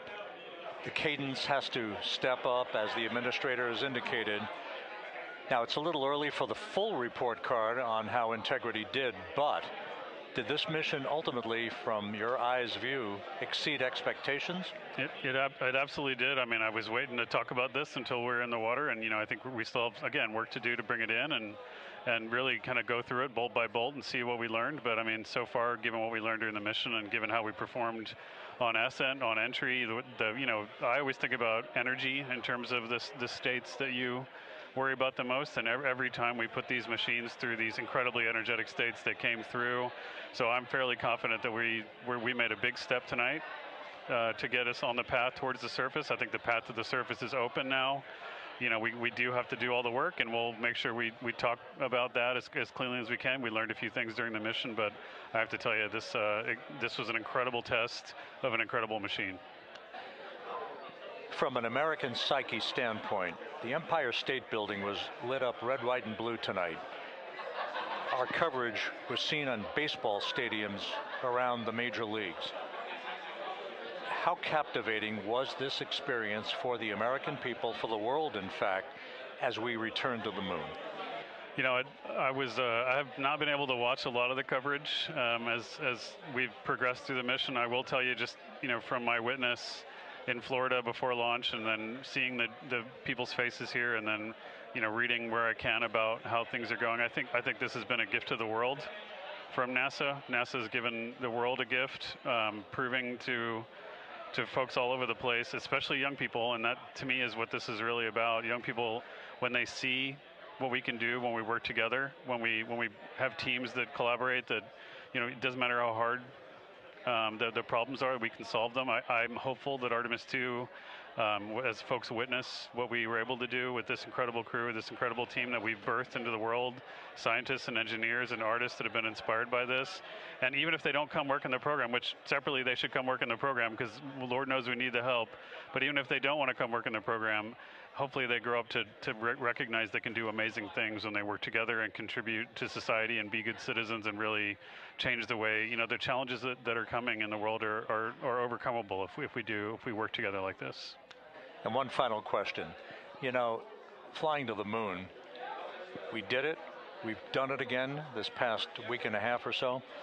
But the engineering that went behind the design of this mission and the precision, the pinpoint precision of this vehicle entering that entry corridor, it's almost mind-boggling. Yeah, it is incredible when you think about the energies involved and the uncertainties involved. That when we inserted the vehicle into orbit, it was 99.2% down the middle. When we dropped the vehicle right on top of the fleet here, our guys knew exactly where to go, but the guidance was perfect. You know, it's interesting. I've got this question a lot over the last few weeks about, you know, we did this before 53 years ago, and you know that.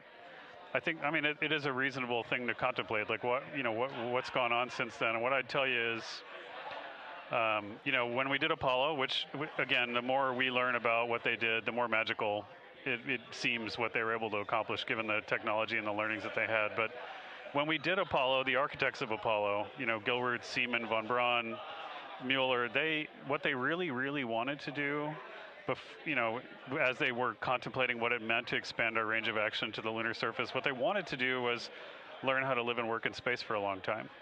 They wanted to do that first before they were confident they could expand their range of action to the moon. Now, of course, the politics of the time and the mission at the time was different, and so they had to go straight to the moon and bring people home. And then after that, the program kind of lost its momentum. But you know, after that, NASA kept moving along those paths, right? So we recognized during Apollo that reusability was going to be important. We spent a lot of money on those machines, and you know, we spent a lot of money on these machines here. Even though, but we recognized that reusability was important, which is why we built a winged space plane called Space Shuttle, and then we used that reusable machine to build a space station. And we learned for 25 years how to live and work in space, and have been able to develop technologies that can enable exploration. So really, what I think is now, 53 years later, we're at the point where the architects of Apollo would have been pleased that we're now ready to actually go back to the moon and go back to stay, because we've learned all the things we needed to learn. There's a lot of people pleased here tonight, and we really thank you for joining us. Amit Kshatriya, NASA's Associate Administrator, as we begin to hoist the crew onto the helicopters to head back to the recovery ship. Thank you very much. Thank you, congratulations, Amit.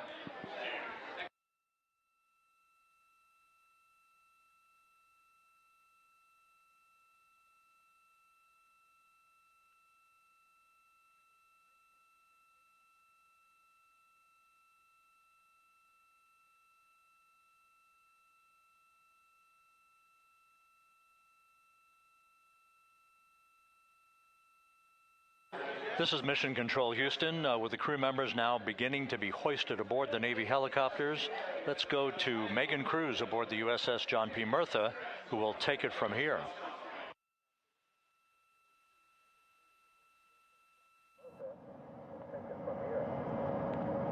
Hey, Rob. Yeah, back on the bow of the ship here, we are seeing the helicopters circling Orion. The first one there, having just completed picking up the first astronaut. Helo 2 now, hovering just 40 feet above the front porch, lowering a recovery specialist out of the helicopter. That person will touch down in the front porch just there.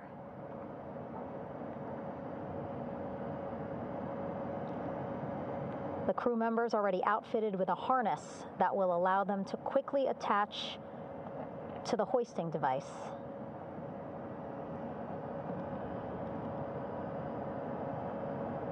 Look at the power of those blades throwing water out at the center there, the front porch, with now 3 astronauts and the recovery specialists. Again, crews already outfitted with a harness vest. And here we go. Second astronaut now off the front porch, getting hoisted into the second helicopter.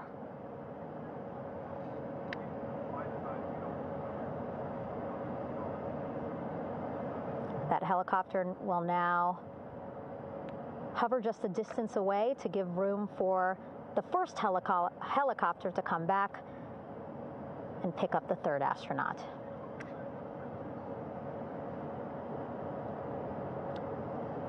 As we wait for that helicopter to come back, make its way back around, just want to mention that the President of the United States called our NASA administrator today while he was on the ship, just minutes after we interviewed him live on our coverage, and congratulated him and NASA on this history-making moment tonight. Helicopter 1 again hovering 40 feet over the front porch. We will soon see another recovery specialist getting lowered onto the front porch.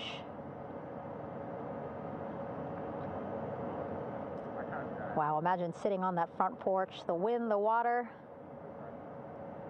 But again, the recovery team determined that a helicopter flight back to the ship here would be safer, faster, and more comfortable for our crew who just completed a 10-day mission around the moon. Third astronaut in the air, getting hoisted quickly back into the first helicopter now.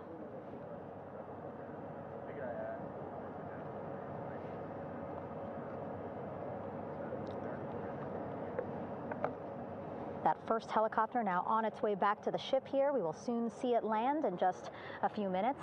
Again, all this action happening just 3,000 yards away from us, so a very quick flight back to the flight deck.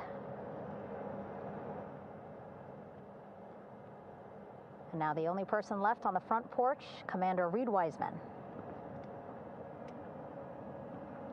That second helicopter now making its way back over to the front porch.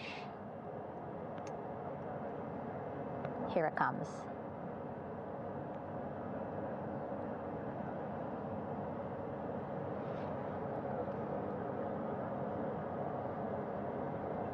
Making its final approach here.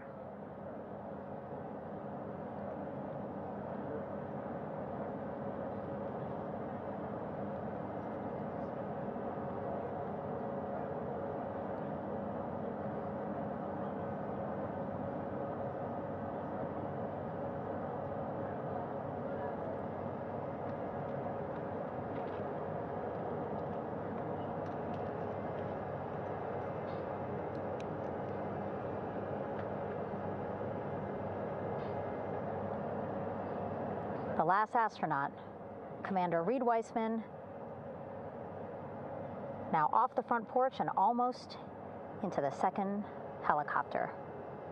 Both now on their way back to the ship where we are, the USS John P. Murtha, just west of San Diego in the Pacific Ocean.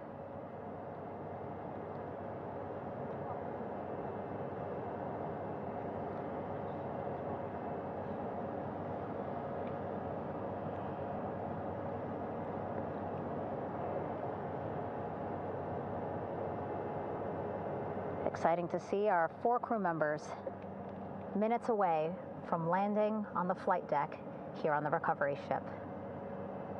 550 people on this ship, excited, ready, anxious, looking forward to welcoming this crew aboard.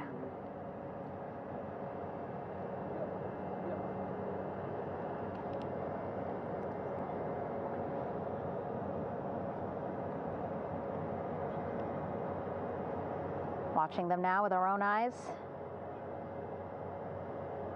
Close to the ship here. Hearing them begin to hover on the flight deck, which is just across from us, here on the bow.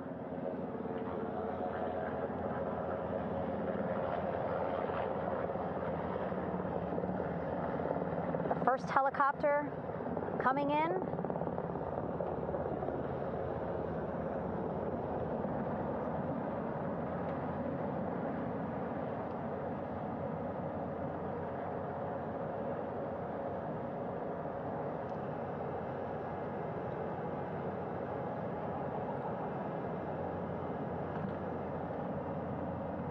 And wheels down. Wheels down of the first helicopter carrying 2 of our Artemis II crew. Pilot Victor Glover and mission specialist Christina Cook.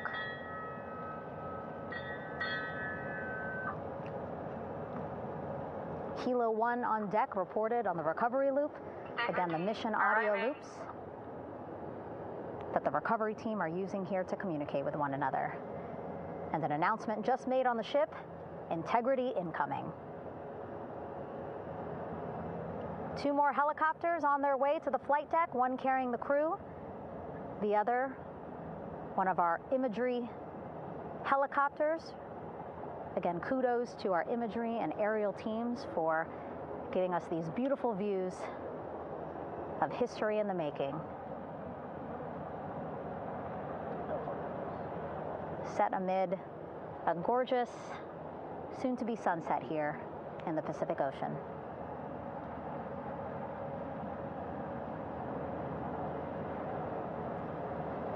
Second helicopter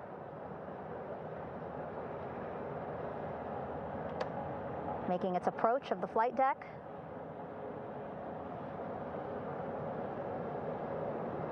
Plenty of people here on the bow with their cell phones out, filming this moment.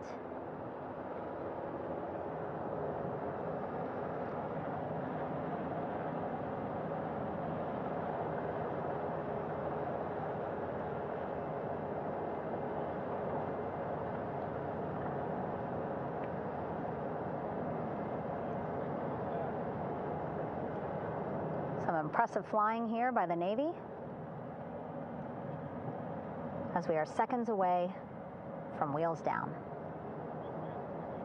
And there you go. We now have all 4 Artemis II crew members on the USS John P. Murtha.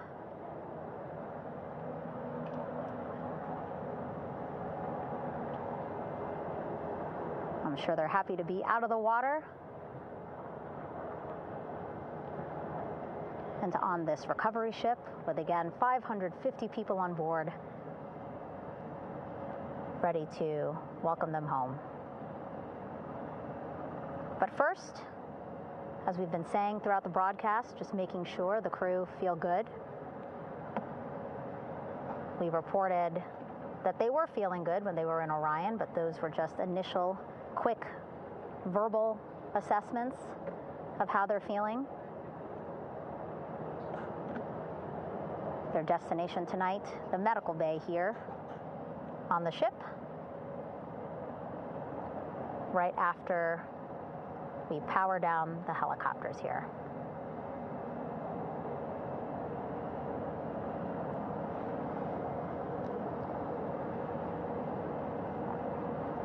The team on the flight deck working quickly but methodically.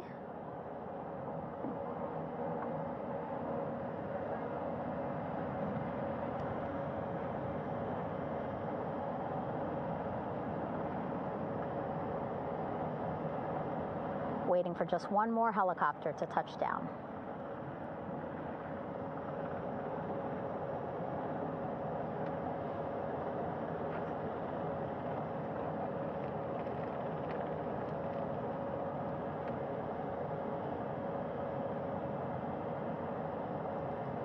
Very limited personnel here on the flight deck. Restricted maneuvering doctrine is in effect. As that third helicopter touches down.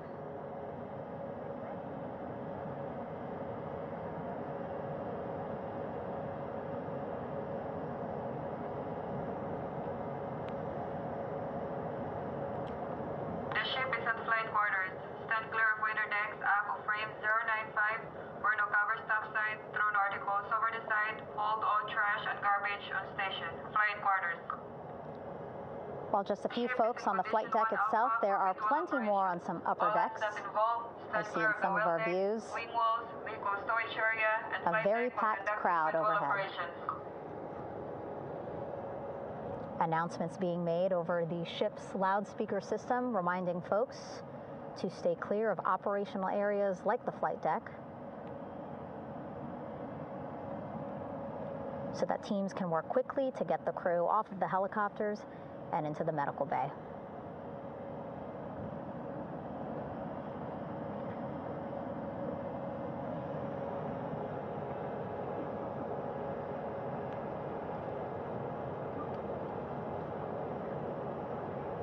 Splashdown today, 5:06 p.m.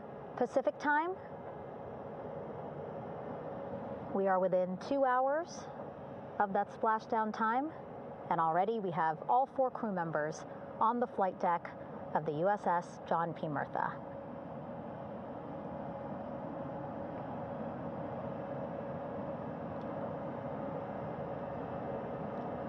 Again, crew waiting before getting out for the helicopters to completely shut down.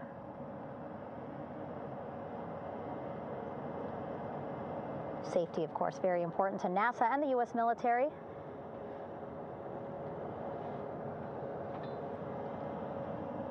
So we'll wait just a couple of minutes here before we start seeing crew members walk off the helicopters one by one.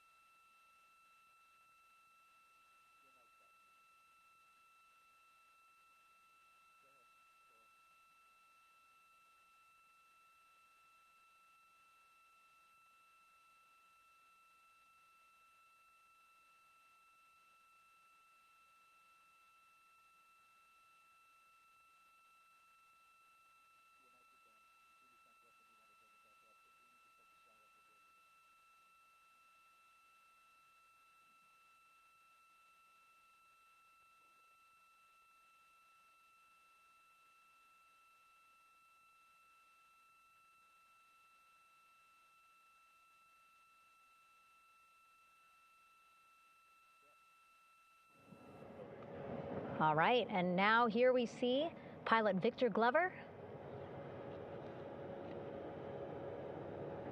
and mission specialist Christina Cook sitting on the edge of one of the helicopters, looking in great spirits. That familiar smile and laugh from Victor, I can see it from here. Christina, I'm sure, feeling the same way, just blocked a little bit by our camera here, but we'll see her here shortly. A photographer taking their pictures. Victor saluting folks on the flight deck. They look like they're in great spirits. Happy to be home, I'm sure.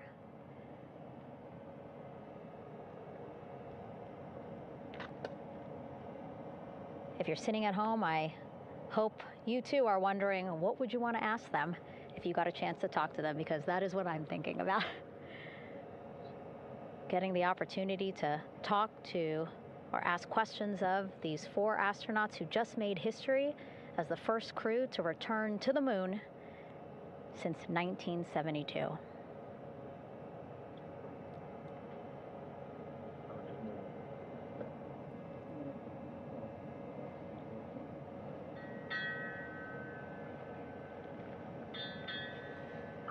Oh, there we see Christina there, also smiling.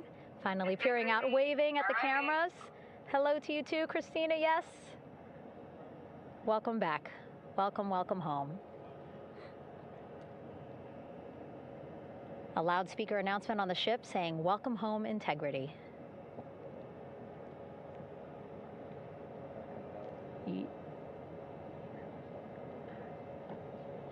Victor in great spirits. I can't see who he's talking to, but I kind of think that he might be talking to his other 2 crew members. Shouting from across the flight deck, congratulations to one another.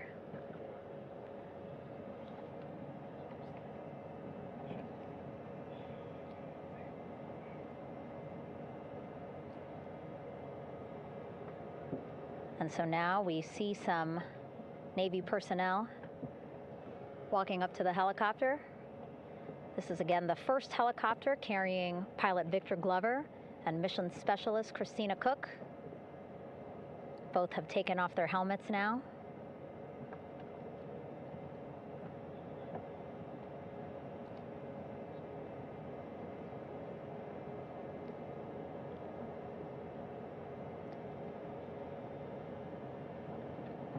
Some pictures, video, to catalog this historic moment.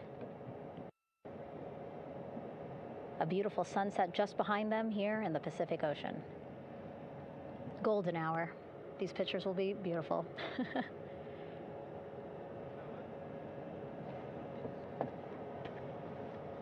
Now we see NASA Administrator Jared Isaacman. He is on the flight deck, as well as Flight Surgeon Rick Schuring walking over to Victor and Christina first. We saw the administrator walk over to the other helicopter, which is carrying Commander Reed Weissman and Mission Specialist Jeremy Hansen. We heard from Rick earlier in the broadcast. Again, he said he's going to be out there on the flight deck to do another initial assessment of the crew, ask them how they're feeling,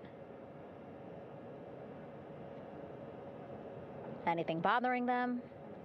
But again, from what I'm seeing, they look like they're in great spirits and feeling pretty good for folks who just traveled 695,000 miles from Florida to the moon and now here to the Pacific Ocean.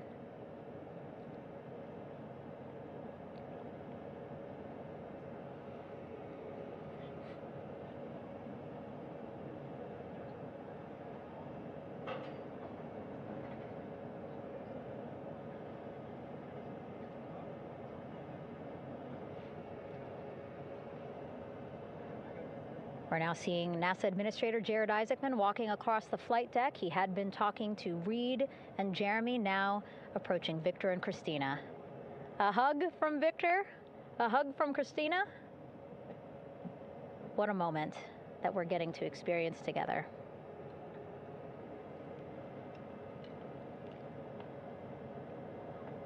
I'm sure congratulatory words. You know, we got to speak to the administrator live on this broadcast as well, and he said the kid in him right now, giddy, absolutely giddy at what we were able to accomplish today. Returning them home safely and in good spirits after a 10-day mission around the moon. And here we go. We're seeing Jeremy walking, waving across the flight deck, now on his way to the medical bay.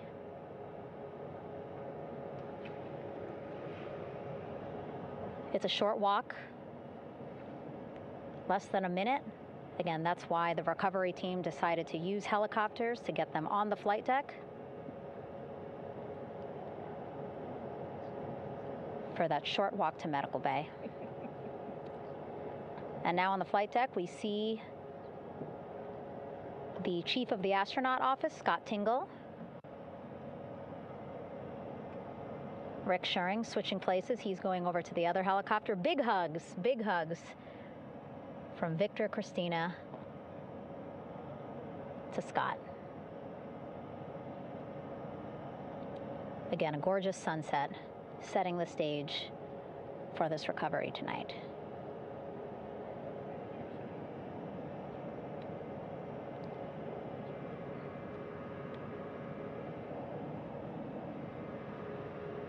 All right, and now here we are, Christina, making her way, looking thankful, grateful, happy to be home.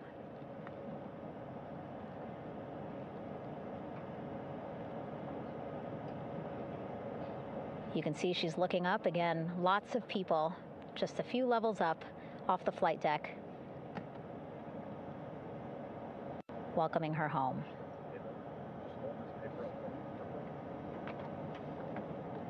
Scott holding the door like a gentleman, but back on his way to the other crew still on the flight deck.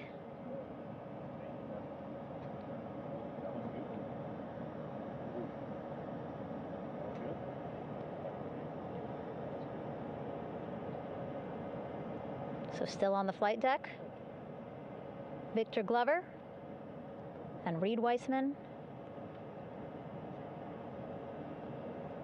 It looks like Victor will be the next one headed to medical bay. More hugs, more hugs. He's a hugger.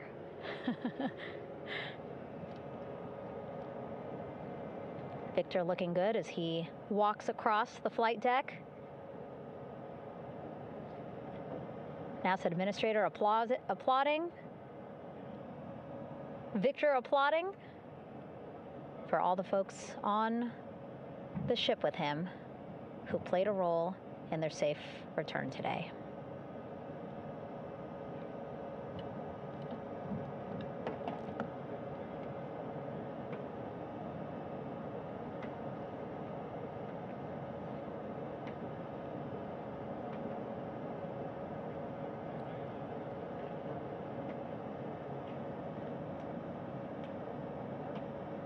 And finally, just one Artemis II crew member left on the flight deck, Commander Reed Weissman.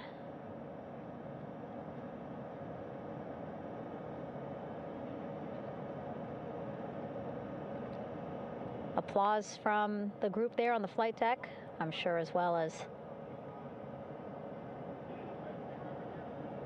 on the level just above them, packed with people. Reed looking good as he takes his steps towards the medical bay.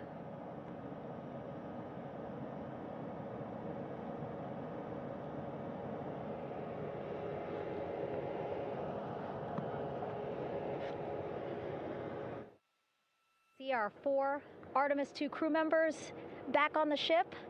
Again, now they will head into medical bay, where they will be assessed by flight surgeons from both NASA as well as the Canadian Space Agency.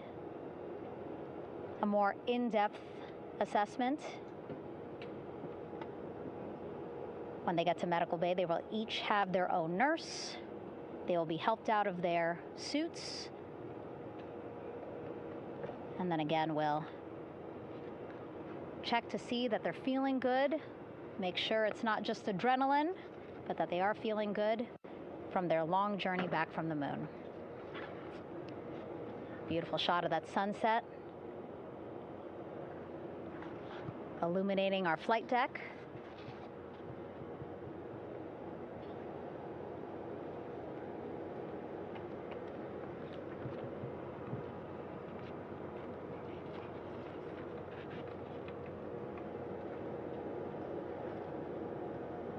All right, and now with our astronauts safely on board, I want to welcome on Artemis Recovery Director Lily Villarreal. Lily, I don't know how you must be feeling right now. Ecstatic, relieved? So ecstatic, relieved. Of course, we still have to bring the capsule into the well deck of the ship, but this is a major milestone to have the crew here on the ship and in medbay. You know, our team has been preparing and working really hard, and I'm just so proud of them all. Everything went very well, just as planned. Our teammates in Houston, the flight control team was just amazing. We were able to have great conversations and communications about everything. And I don't know what else to say. I'm just so ecstatic. It's such a wonderful feeling to get to this point. Again, we still have to get the capsule, but this is huge for all of us in landing recovery. And I couldn't do this without my team, and of course the full support of the U.S. military. There's going to be lots of, high fives when we get the capsule back in, and I'm so happy that the crew's doing well, Orion's doing well, and thank you for everybody watching. Yeah, it was great to watch the crew come back to the ship with you. How were you feeling when you were seeing them looking so happy to be home and feeling really good? The funny thing is that we had video of them from inside the Orion vehicle. They were like that from the beginning. When we opened the hatch, they were already out of their seats, having a good time, waiting for us to open the hatch. And they opened the hatch, and of course we did the first medical assessment. Everybody was doing very well, and they were just having such a great time with the medical team that was inside the capsule. I think they were all taking selfies with the phones that they have, probably talking about what they saw, and it was just smiles all around. They were having such a great time. And then we put them on the front porch when we were ready to put them on the front porch. And again, you could see they were just so ecstatic to be home and talking to everybody. So we were very happy to see all of that in the control room of the LFOC. How remarkable is that? Again, if we think about their journey, the 695,000-mile journey around the moon and back, coming back at 30 times faster than the speed of sound. I mean, how remarkable is that they are in such good spirits? I mean, this is an amazing crew. I think you guys have seen it for the past 10 days. They're wonderful people, and we're so happy that they brought us along on that ride. And I can't wait to see all the additional videos and pictures that they have that, we'll get a hold of now that they're back on the ground. And I can't wait to hear how, a little more than what we saw on the press briefings from the crew about what they saw. It's just fantastic. Some of my favorite people around this 10 days was the science team and how excited they were. And so this is exactly how we feel in the landing recovery team when the science team went, oh my goodness, when they heard all the discussions about the moon. This is exactly how we feel now in the landing recovery team. We're so ecstatic. Yeah. Again, we have to recover the capsule. I want to make sure we don't forget about our Orion. Lily's all about business. She's thinking about what's next. But yeah, speaking of these 10 days, I mean, we have been along for the journey with them, live with them 24/7 for 10 days, and just really seeing the engagement that we've gotten from around the world. What do you hope people take away from this mission? I think that's fantastic. So, my story was that I went to the Kennedy Space Center. I was born in Colombia. I was 10 years old when we moved to the United States, but when I was 7, my family took me to the visitor center, and that's when I learned about Apollo. And we went to the moon, and I learned about astronauts, and that story was what really fueled me to want to